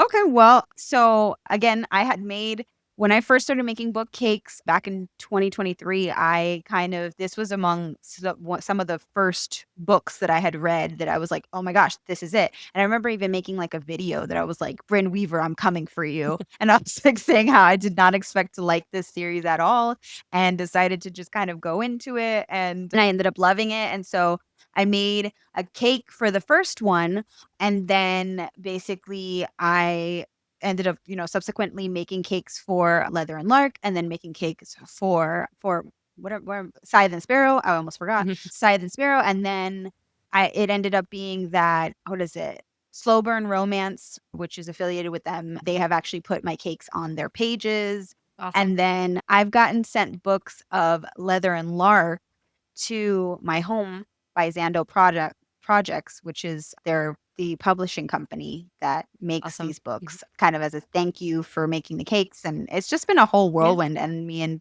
Brynne follow each other and she's expressed how much she's loved the cakes, which has been insane because I'm just like, you like my work? It's based off of your work. So but yeah, it's been a whirlwind and I've just been really, really blessed and happy to be able to like make all of them and have people appreciate them and love on them the way that they have. That's awesome. Yeah, Do you have a they're favorite incredible. cake that you made?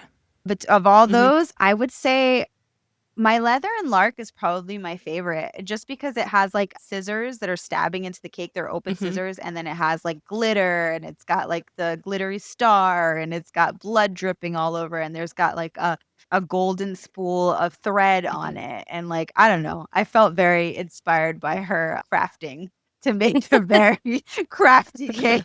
And just loved that one in particular. I think also because I was like, the first cake, I think I was a little bit more shy with adding details. And then the second one, I was like, All in. just go in, All in. all yeah. in. I love And I that. saw your Butcher and Blackbird cookies, which were really incredible. Tell us a little bit about those. The Butcher and Blackbird cookies were actually sent over to somebody who is affiliated with the movie. And so that was a big opportunity to Wow. send over. And actually is going to be helping me to kind of set my stuff to be able to start sending over cookies because it was like, oh, an opportunity to send cookies ended up being a success. So it's kind of just being the staple of being like, okay, we can do this now. And like, we're going to make sure that have this come out. And so I'm excited to be able to announce that I'm hoping within the next month to have that available to send out cookies. But that was a really cool opportunity. I'm hoping that it opens up doors for who knows, for something outside of, just this, hopefully maybe for the movie itself. Who knows? Hell yeah. Yeah. That's awesome. We definitely love to see you grow Awesome. for sure. So let's talk about Thanks. characters now. Who's your favorite character and why? Ooh, I would say my favorite character. Are we talking in the whole series or are we It can be the talking whole in, series. in Butcher and It Blackbird? can be the whole series. Okay. I honestly I honestly love Lachlan. I love me a grumpy, a grumpy man. And so I just I love a grumpy protective man. And so that I feel like he was just very much that person that was like, I am, you know, I'm super stoic, I'm super serious, and he got with the most goofy, unserious person and ended up loosening him up and then ended up kind of showing him what it is to just enjoy his life. And I don't know, it was a perfect fit for me, and I honestly just love his character. Plus I was like, you're a grumpy man, you're all types of, like pent up and coiled tight, but we all saw that bonus chapter. So We Yeah, he sure definitely did. got loosened up a little bit. So She's in right. their banter, I would say, was really good because, she was budget Barbie and he was Keanu Reeves, and it was just really fun with those two characters and their dynamic. So I yes. agree with that one. Is that you guys' favorite characters? I don't I know. It's a tough call for me. Right. So for my favorite I love girl, Sloan and Rowan too. It's yeah, hard. Yeah. Eh. and my favorite girl, not my favorite couple, because Fionn was a little I flat love for Rose me. too. But Rose was my favorite girl. Same. Just because she was so chaotic, and that Okay. was like Yeah, I so love her. opposite. Mhm. Like, I'm not coded Rose, period. I'm not chaotic. But I loved reading about her and her process and her backstory and like with the circus life. I really did enjoy her character probably the most. But as far as like couples go, I think my favorite couples are like the first two. So Okay. yeah, I they just got me into the series. I really liked their banter, their back and forth, and I did the audiobook first, and just the light Irish accent. Just Oh yeah. No, I loved Rowan and Sloan for sure. I don't know. Maybe it's just because Lark was, crafty Barbie. I love me a crafty bitch. Being It a crafty bitch tracks. myself, I just Yes. I was like, it makes so much sense of like, sounds about right. If I was a serial killer, I mean, I'd be a crafty one. Why not, right? When in Rome, I guess. So speaking of crafts and food in general, which food group of this series, because she's kind of known for this, Brynne Weaver, which food item has been ruined for you or most reminds you of this series in particular when you spot this food? Ugh, milkshakes. Anytime I think about that whole scene in the second book Oh, with the milkshakes and the teeth and the pizza and the beer, and I was just like, I'm so not that person because like when I read the first book, the ice cream was upsetting, but it wasn't that upsetting. Like I was like, I could still eat cookies and cream yeah. ice cream. When that part came up on the second book, I was like, I like literally gagged. Like I was just like, oh my god. I was like, we added so much shit to that, and it's not only that. Like if it was pizza on its own, but you added teeth and you added beer and you had made somebody drink it. Yeah. Yeah, I'm great on that. He was Okay. definitely a major villain. Like evil villain, Oh yeah. and probably one of the biggest villains in a book that I've read, just because he's so like unbothered by how disturbing he is.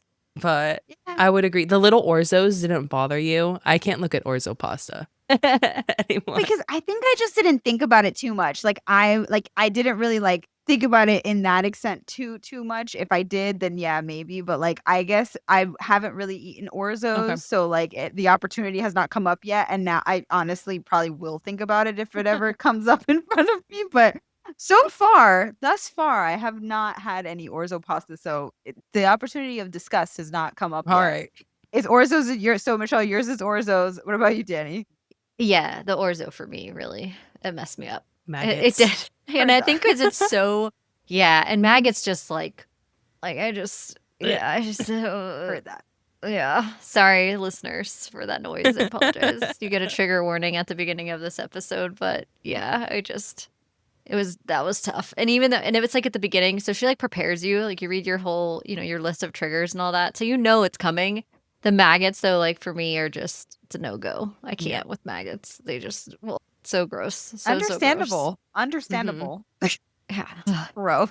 Yeah, and the whole with the cookies and cream ice cream, I was like surprisingly unbothered by it. I'm like, oh, that's funny. Like I thought it was funny. Like of course Yeah. someone would milk themselves into ice cream and make people eat it. Why not? That whatever.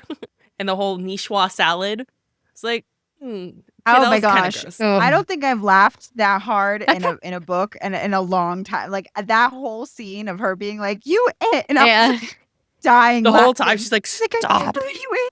Yeah. She's like trying to give him She's like eyes. mouthing him, and he's like drugged and I think just that's like like the so scene that I'm most delirious. excited Yeah. to see in screen on Oh, screen yeah. is gonna be Mhm. that. It's gonna be just that whole scene of her being like giving him like eyes and then them like kind of like him just Lobotomy. being like and keep eating Yeah. and singing like and she's like, no, Yeah. stop, no. She's like, you love me? Yeah, no. Oh man.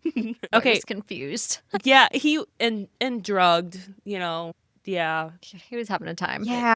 But I think that him gagging afterwards when she's like, you, I can't believe you ate it. He's like, I feel like that I cannot wait. I cannot wait. I feel like it's gonna be a whole outing. It needs to be like a big group freaking a To big go group see book it. outing. Oh yeah. Yep, To for go see the sure. movie. Yeah. Oh yeah. Absolutely. I'll make desserts. I'll make Okay. desserts. There you go. We're doing it make a now. whole You'll make thing. your own We're version of going. orzo and cookies and cream. There we go. No, oh god. Yeah, bro. I'll make little orzo cookies Oh. and put them in bags and be like, here you go. Oh. That'd be hilarious.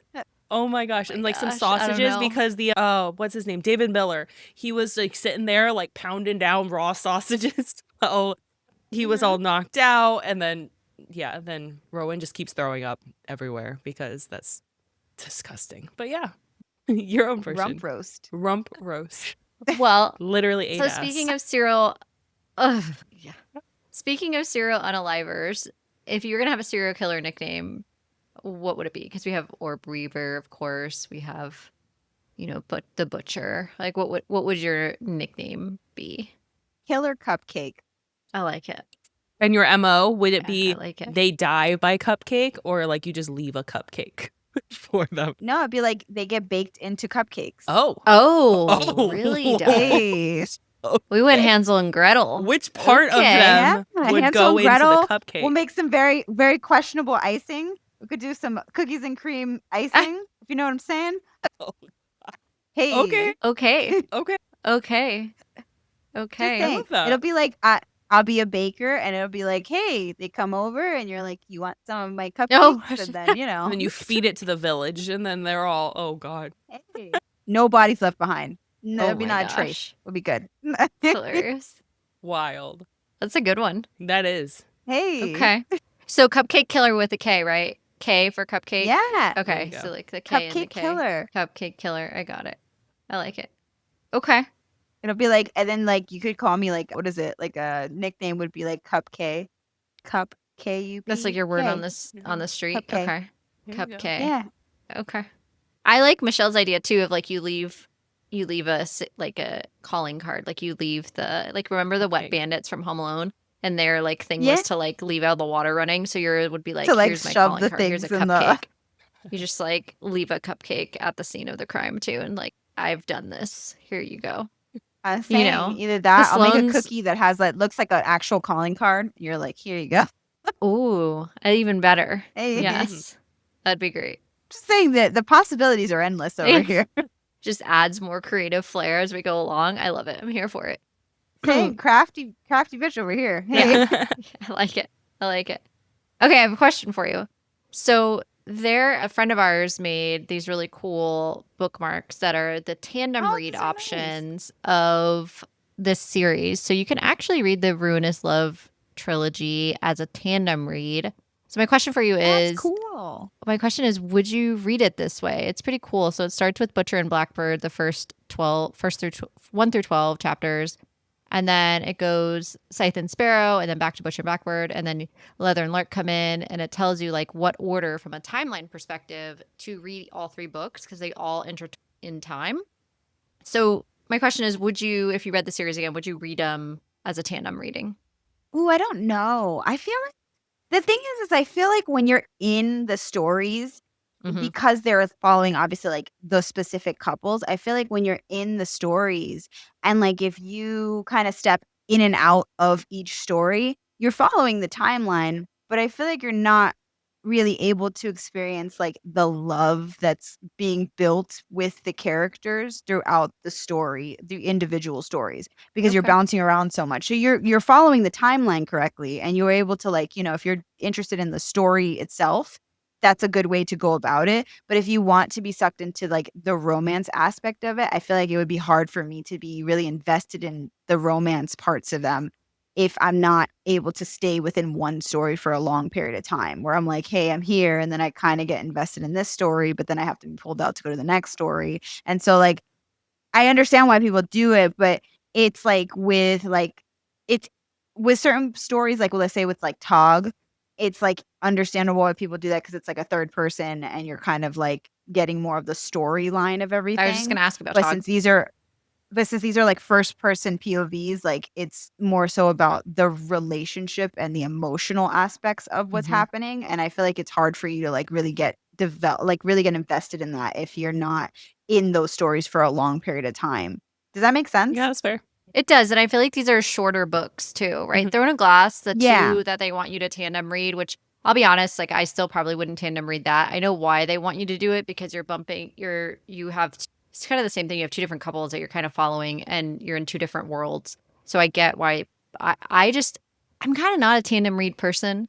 I would give it a shot for Me these because they're neither. shorter.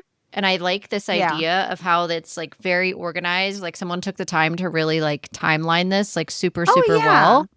And I think like it ends, if you see here, it ends at Scythe and Sparrow chapter 26 to the end. And like it tells you even where the bonus chapters go and stuff like that. So really, really cool concept. And I've never really done it before. But for Mhm. Throne of Glass, I had no interest because those books were massive. And I was just like, how do Yeah. I like, first of all, I'm going to admit this on air. I don't actually have Throne of Glass in the physical books. I know, gasp. Everyone fall over. I don't. I only have it in Kindle. And then the concept of switching Kindle books to try and like tandem Yeah. both of those books, I was just like, this is not, I don't know how I'm going to do this. This is just too much to keep track of, I'm not a tandem read person. So like I feel like it's kind of like just depending on your reading style. It's, you know what I mean? Like I think it's one of those things that's like it's just a case by case basis.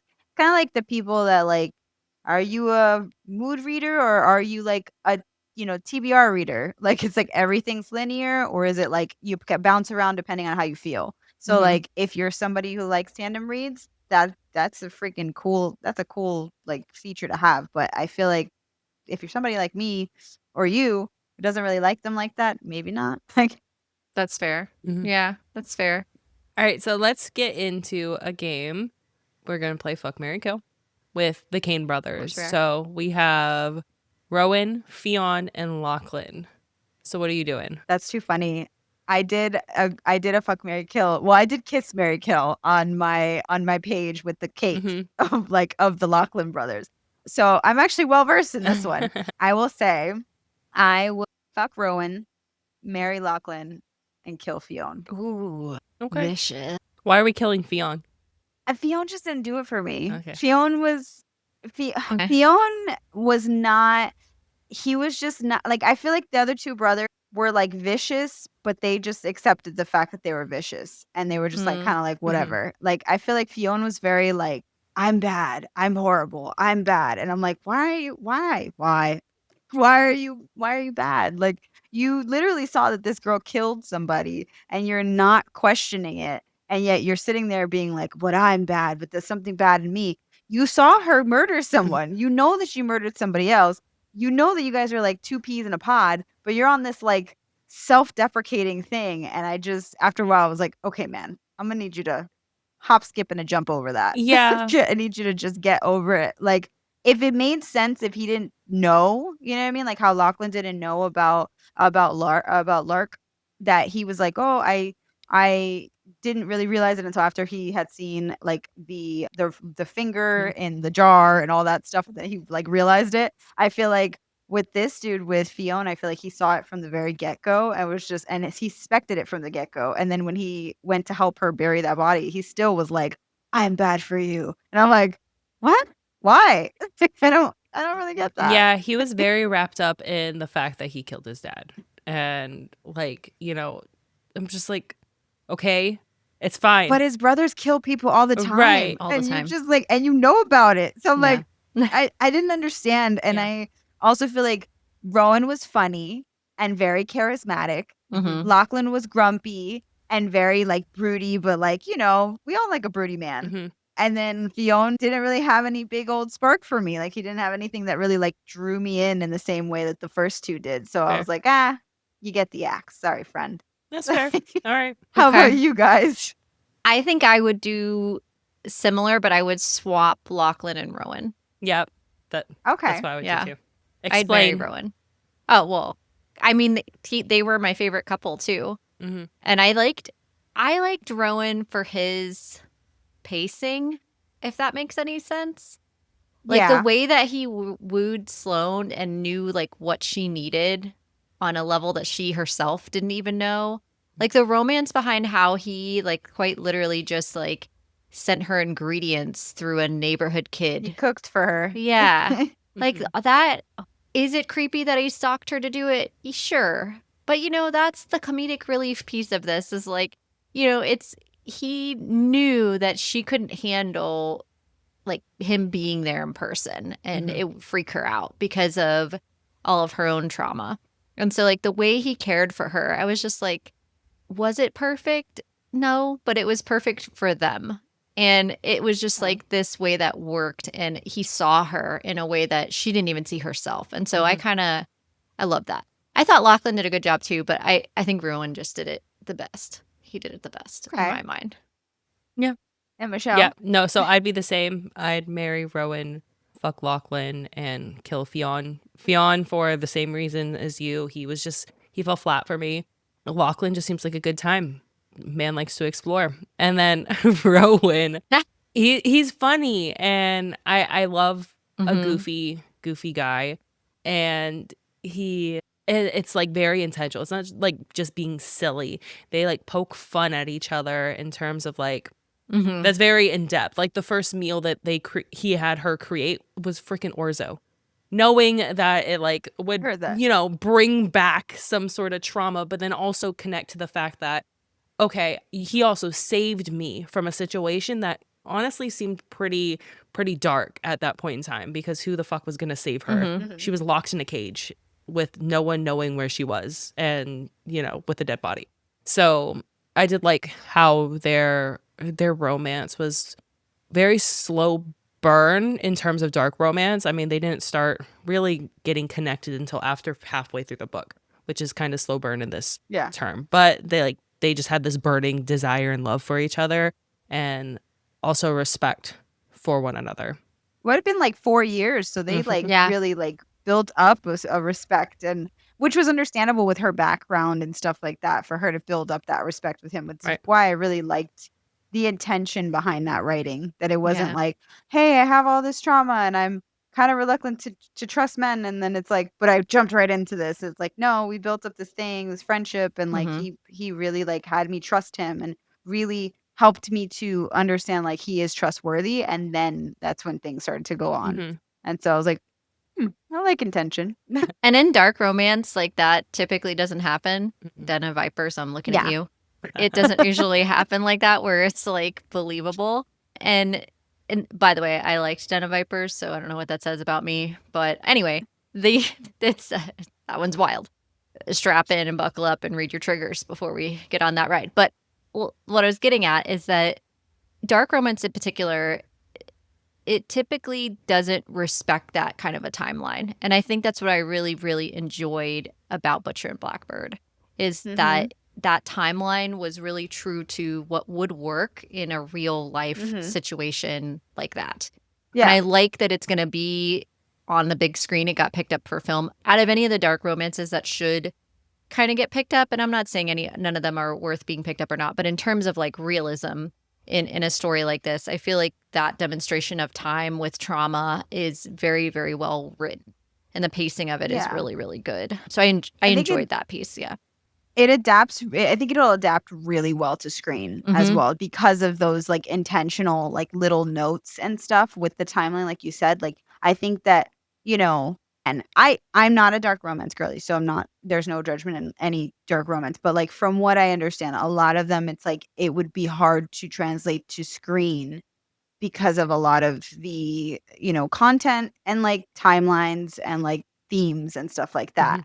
This one I think would be easy to bring to screen, and it would be, I think a really great introduction to dark romance. Again, I think it's a great introduction for readers in general that don't read dark romance, but I also think that it'll be a great introduction to screen for, maybe to open the door for some dark romances to get adapted. Who knows? This could be the beginning for a lot of dark romance girlies to get their stuff put out there. So, No, it's a good thing.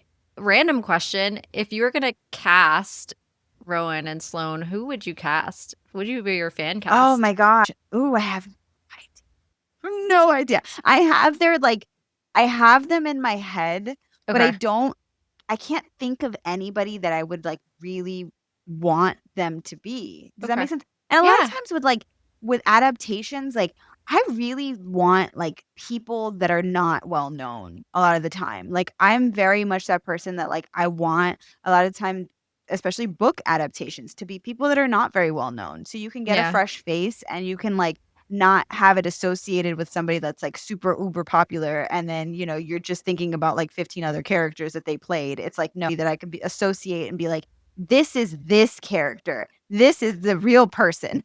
Yeah, like Sloan, this is really Sloan, who they and are. This is Rowan, and that's who I see them it's not as. like this is Anne Hathaway and this is freaking, I don't know, Henry Cavill. It's like, no, I want it to be like, this is random person that's super hot with this other random hot person. And they're now Sloan and Rowan forever. That's fair. Okay. Do you guys have anybody in mind? I actually do for Rowan.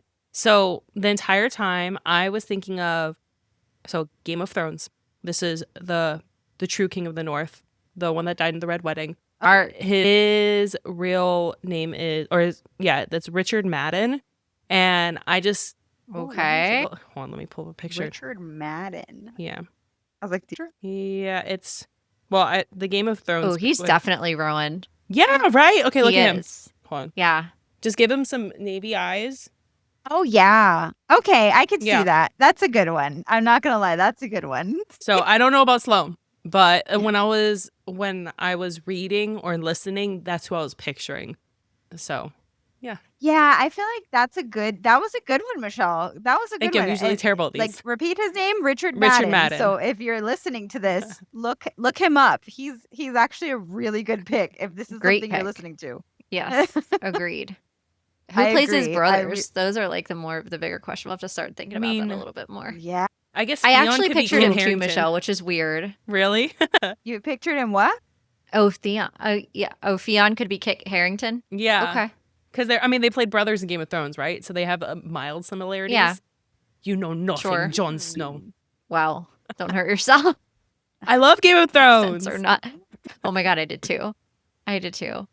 Don't I get me actually on that. never watched Game of Thrones. I'm such a vanilla lady. Oh my God. My husband the way I was would into lose it, my and mind for Game of Thrones cake. Oh my God, Natalie. If you ever did a surprise cake for me. I feel like if you did, that would be... I am just such an saying. emotional person in a general sense. Oh, you can't get any of these as far as like characters. my investments my investment in characters is ridiculous. So it's hard for me to watch or read anything that like I get attached to people and then they die. And I know that that's like a big theme in Game of Thrones. It's like everybody dies. And so I was just like, when my husband got into it, I kind of was like, I would maybe, and then I started hearing more about it, and I was like, no, because I would be devastated like every single episode. Yeah. And so no, you trust no one. I was definitely. I'm weak. Sorry, guys. Oh, I was such a House Stark girl. Oh my gosh. Yeah, I tell you, obsessed.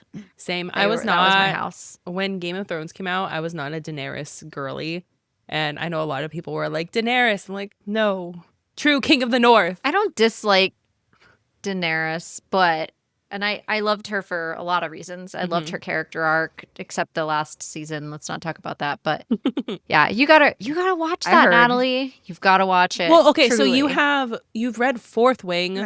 Rebecca Yarros is very similar. Yeah. She doesn't give a fuck about whoever you love. She's gonna kill them off. Yeah. So it's very similar. Hey, But I feel like we got like one person or two people in like 3 books. I know there were like 20 people in like the first 2 episodes. I guess. I'm I mean, I'm technically hundreds I don't of know them about died. that. I heard about And the Red Fourth Wedding. Wing. Don't lie to me, guys. Yeah, my heart broke for the Red Wedding. Yeah, Sorry. I heard about the Red Wedding, and I was like, this is not for me. But that would be the similar I'm if weak. like Liam. That was heart wrenching. So that would be, Yeah. and that was about as Yeah, early probably on be on the as same Liam. level. Yeah. Mm-hmm. But again, it's like one person. You're telling me like right off the bat, and then it's like right after that I hear like, because like my husband and I have had this conversation where he's like, yes, there are multiple people that die in Game of Thrones, but he's like, everybody gets vindicated because there are just like some ways that like these people, whoever killed them, gets back. Like people get back at them like hard body, and I was like, I get that, but I don't want to have to lose people. I was like, I'm great. Okay, fair. Okay. I'm like, I like contemporaries. Sorry, guys. No I one's don't dying. dislike contemporary. Yeah, I don't dislike contemporary. I think that there are some contemporary romances like that I have to want to read them in the sense that like I'm looking for like a warm fuzzy, you know. Okay. I have to be in like the right mood for that. Otherwise, I'm going to go thriller, dark romance, romantasy any day of the week. Right. Those would be my Okay. top 3 genres, yeah. No, I would say if I read a contemporary, I definitely have to be in the right headspace. I do like the vanilla sometimes, but sometimes I like reading about other people's trauma being worse than mine, and it somehow validates my feelings. So that is why thriller is like our vanilla and it's our palate cleanser, even though people are dying and they're murderers and all that stuff. But you know, well, there's some validation in that. Like you guys read those Butcher and Blackbird's like trigger warnings, and you were just like, That's a recipe yeah, book. What are you sounds talking about about? up my alley. Yeah. yes, exactly. great. And I honestly, was like scared. so Butcher and Blackbird is like you probably should not read Feather So Vicious, the duology. That one you're not ready for, Natalie. I'm just gonna tell you flat out. No, And no, you no, should. no. I don't know if Kiss of the Basilisk is going to be for you either. I'm not sure. Have you heard about Kiss of the Probably Basilisk? not. Kiss of the No. Basilisk is. It used to be the Split and Swallow series, the first book of Split and Swallow, and now it's called Kiss of the Basilisk. And so it's been about a little over a year that it's been out, and I'm actually looking forward to book 2 because of course I am. And that book is, that book is Yeah, dark. I've tried. Like I said, Butcher and Blackbird thus far Mhm. has been the Ruinous Love Trilogy. Thus far has been my only like real like dark romance that I've liked, and it's because it's a rom-com. It's like Mhm. still funny Yeah. and still a little bit light.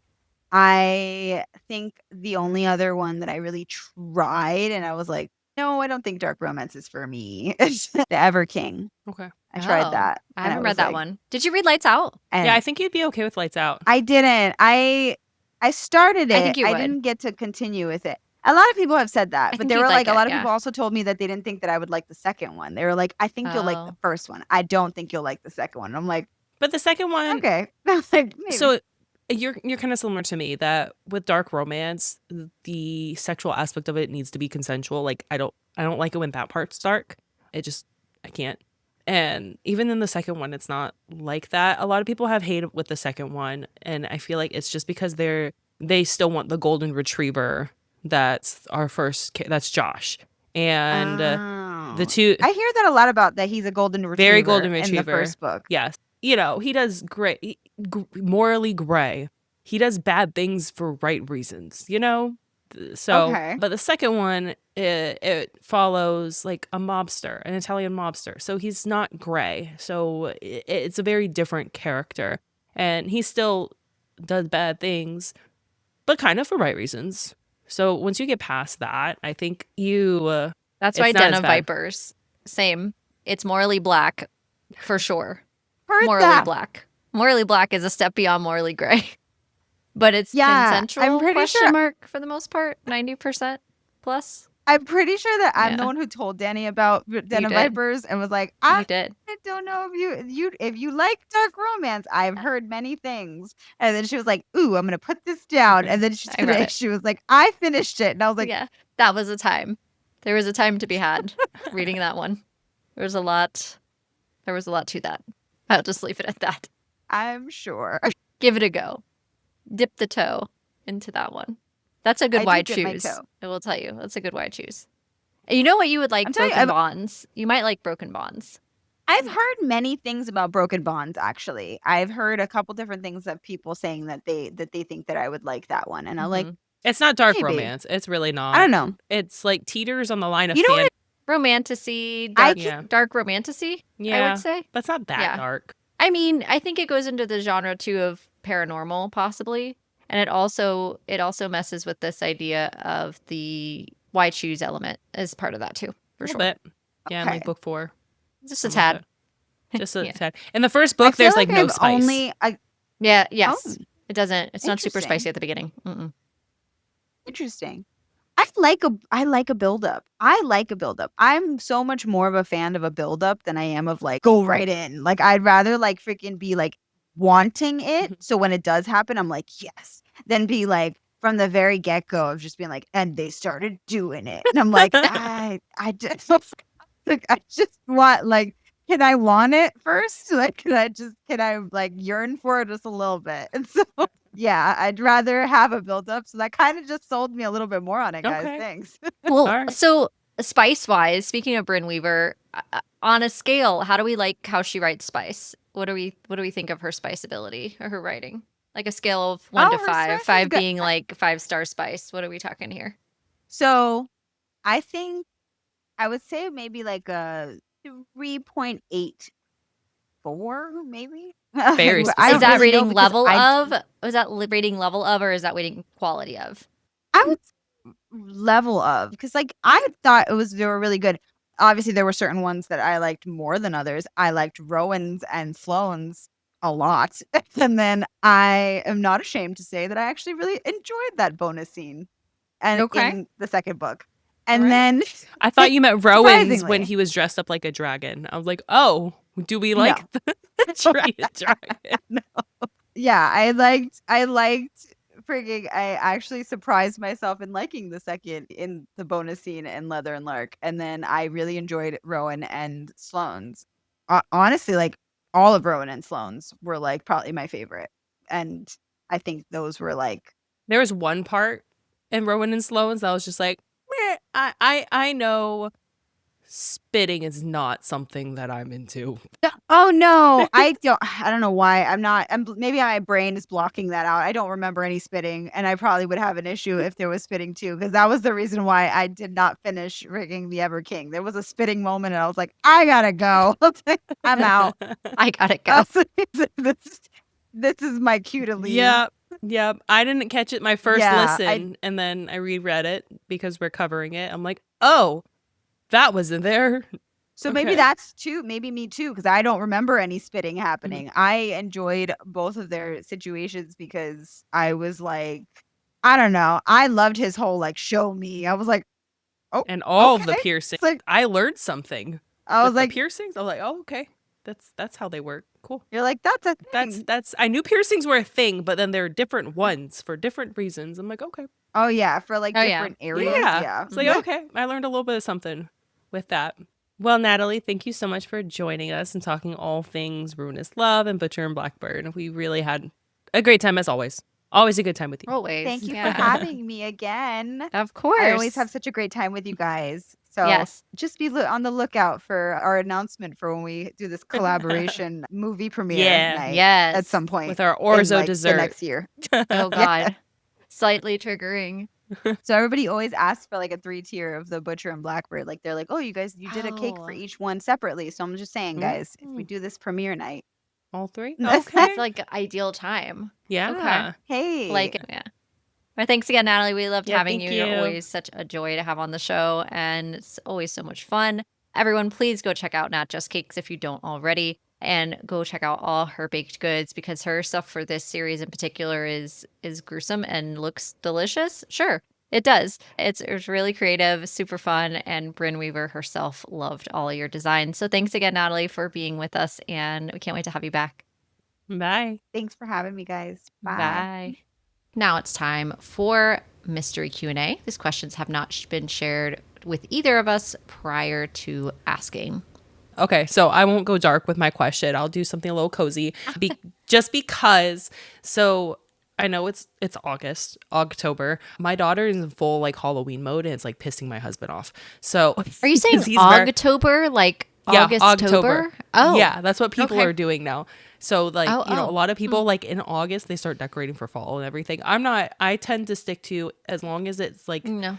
September 22nd. That's when fall Okay. officially happens. But my daughter is very much. I don't know if I'll wait that like, long. I feel like full- September 1st is safe. Yeah. Okay. All right. But she has her Halloween stuff. We went to Bath and Body Works and we got a Halloween candle plug in and she has a new Halloween blanket. But time of her anyways, life. so what is your go-to like cozy fall Halloween like vibe? Like it's just a cozy night. Like what gets you set into that like, walk us through a cozy October night with Danny. Oh, it's definitely usually going to have some kind of wine for sure. Okay. And then a blanket for sure, cozy, watching something with my husband. It's probably going to be a series. We watch movies and stuff too. And like, I like to watch back Hocus Pocus. I usually watch. I think that's like a comfort to watch. But my husband's really big into Halloween. So he loves like the classic Freddy Kruegers and stuff like that. And like, they're like hysterically funny now because they're just really funny. And then like Halloween, their OG Halloween is just like a lot of the cinematic elements that they use today were first done in that movie. And so I enjoy watching those and it's nostalgic in a way to go back in time to that. And obviously, like, I wasn't born when either of those movies came out. I mean, I think Freddy Krueger might have been like the very early 90s or late 80s. I don't even know. But the technology at the time was like great, but like it's terrible now. You watch it back and it's so cheesy. So I almost feel like it's kind of comforting now. Of course, a lot of that stuff I can't watch with our son being awake and stuff like that. So it'll be like after he goes to bed. But another one I want to try to do, which we haven't been able to get tickets for, is Mickey's Not So Scary Halloween Party. Have you been able to go to that? I have not, just because, I mean, we've had Disney passes. So I'm like, well, let's just go to Magic Kingdom like on a day and then we'll see all the fall stuff. I haven't done an actual Halloween I don't know when party. they transition to fall. They transition this month. So I know Okay. Mickey's Not So Scary Halloween actually starts, I think, in a week or two. Like they start pretty early. Wow. Yeah. And I feel like too, like that being in Orlando area for us, like we're really, really lucky that there's a ton of, given that we don't have like the fall elements, like we don't have any leaves changing, we don't have any cool shit like that, but we do have really great fall Halloween activities. I mean, basically all the major theme parks do something. Then all like the Orlando area neighborhoods have something going on. There's all kinds of fall events. It's a great time in like There's books. pumpkin patches. Usually a lot of books come out during that time. Like this year, obviously for fall, Brimstone's coming out in November. We just had Fallen in the Kiss of Dusk drop. So we have a lot of good books that are dropping. So I don't know, from a cozy perspective, obviously I love to read. So having a glass of wine with like a cool breeze and having my windows open later in the fall is the best feeling. And honestly, right now, like it's going to be a ways away. September's brutal usually, and it's hurricane season and it's rough. We already have a hurricane on the horizon, tropical storm. Right. So we'll hear more about that as we keep going. But I don't know. That's mine. What about you? Okay. I guess kind of similar. I always have to have a candle. Like I'm very big on candles. Just stocked our candles. And I love baking in the fall. It's my favorite. I make pumpkin everything. So like I love a good pumpkin bread. I love pumpkin bread. I love Pumpkin making donuts. it. Chocolate chip pumpkin bread. Oh, so good. Yeah. So good. But I don't like obviously- baking when it's hot as shit outside. Like I just No. Yeah. It has to cool down a little bit to where I can like open my storm door and like my back patio. And then obviously blankets. Our go-to movies are Nightmare Before Christmas, Frankenweenie. Like my daughter's really into those movies. Hotel Transylvania. So she likes Halloween spooky stuff, but like not like scary yet. I like horror movies, but I don't know if I have like a comfort horror because my husband, he thinks it's all cheesy. So he's like, I don't really care. about horror. So like horror movies in terms of what like I watch, it's not so much, but for like a cozy fall-ish day, it's more of we'll do like Disney type movies. So yeah. Yeah, or also Lots like of blankets. comfort movies, like watching like the Harry Potter movies. They're Yeah. very fall. Yeah. Those are super Yeah, we comforting. We definitely do at least Even one Twilight. cycle. Twilight's through. comforting, the movies, to put them on in the background and get the vibe going. Yeah, absolutely. And that was soup season's coming up. Okay. So- okay. Gotta make some right. fresh soup. Anyways, before we wrap up, let's talk about what's coming up next on Book Club After Dark. Yeah, next week we're going to dive into Leather and Lark by Brynne Weaver. It's a second book in this trilogy. So hit the subscribe button to hear more of our exciting book talk. And we're looking forward to dissecting this novel with you. And don't forget, we want to hear from you. If you have thoughts on Butcher and Blackbird or suggestions for future reads, drop a comment below or message us on one of our social media platforms at Book Club After Dark Pod. Show us your fan art, theories, or anything bookish you'd like to share. You can also visit our website, bookclubafterdark.co, to stay up to date on our cozy content and check out our merch. That's all for tonight. Sleep tight, night owls. Until next time, happy reading.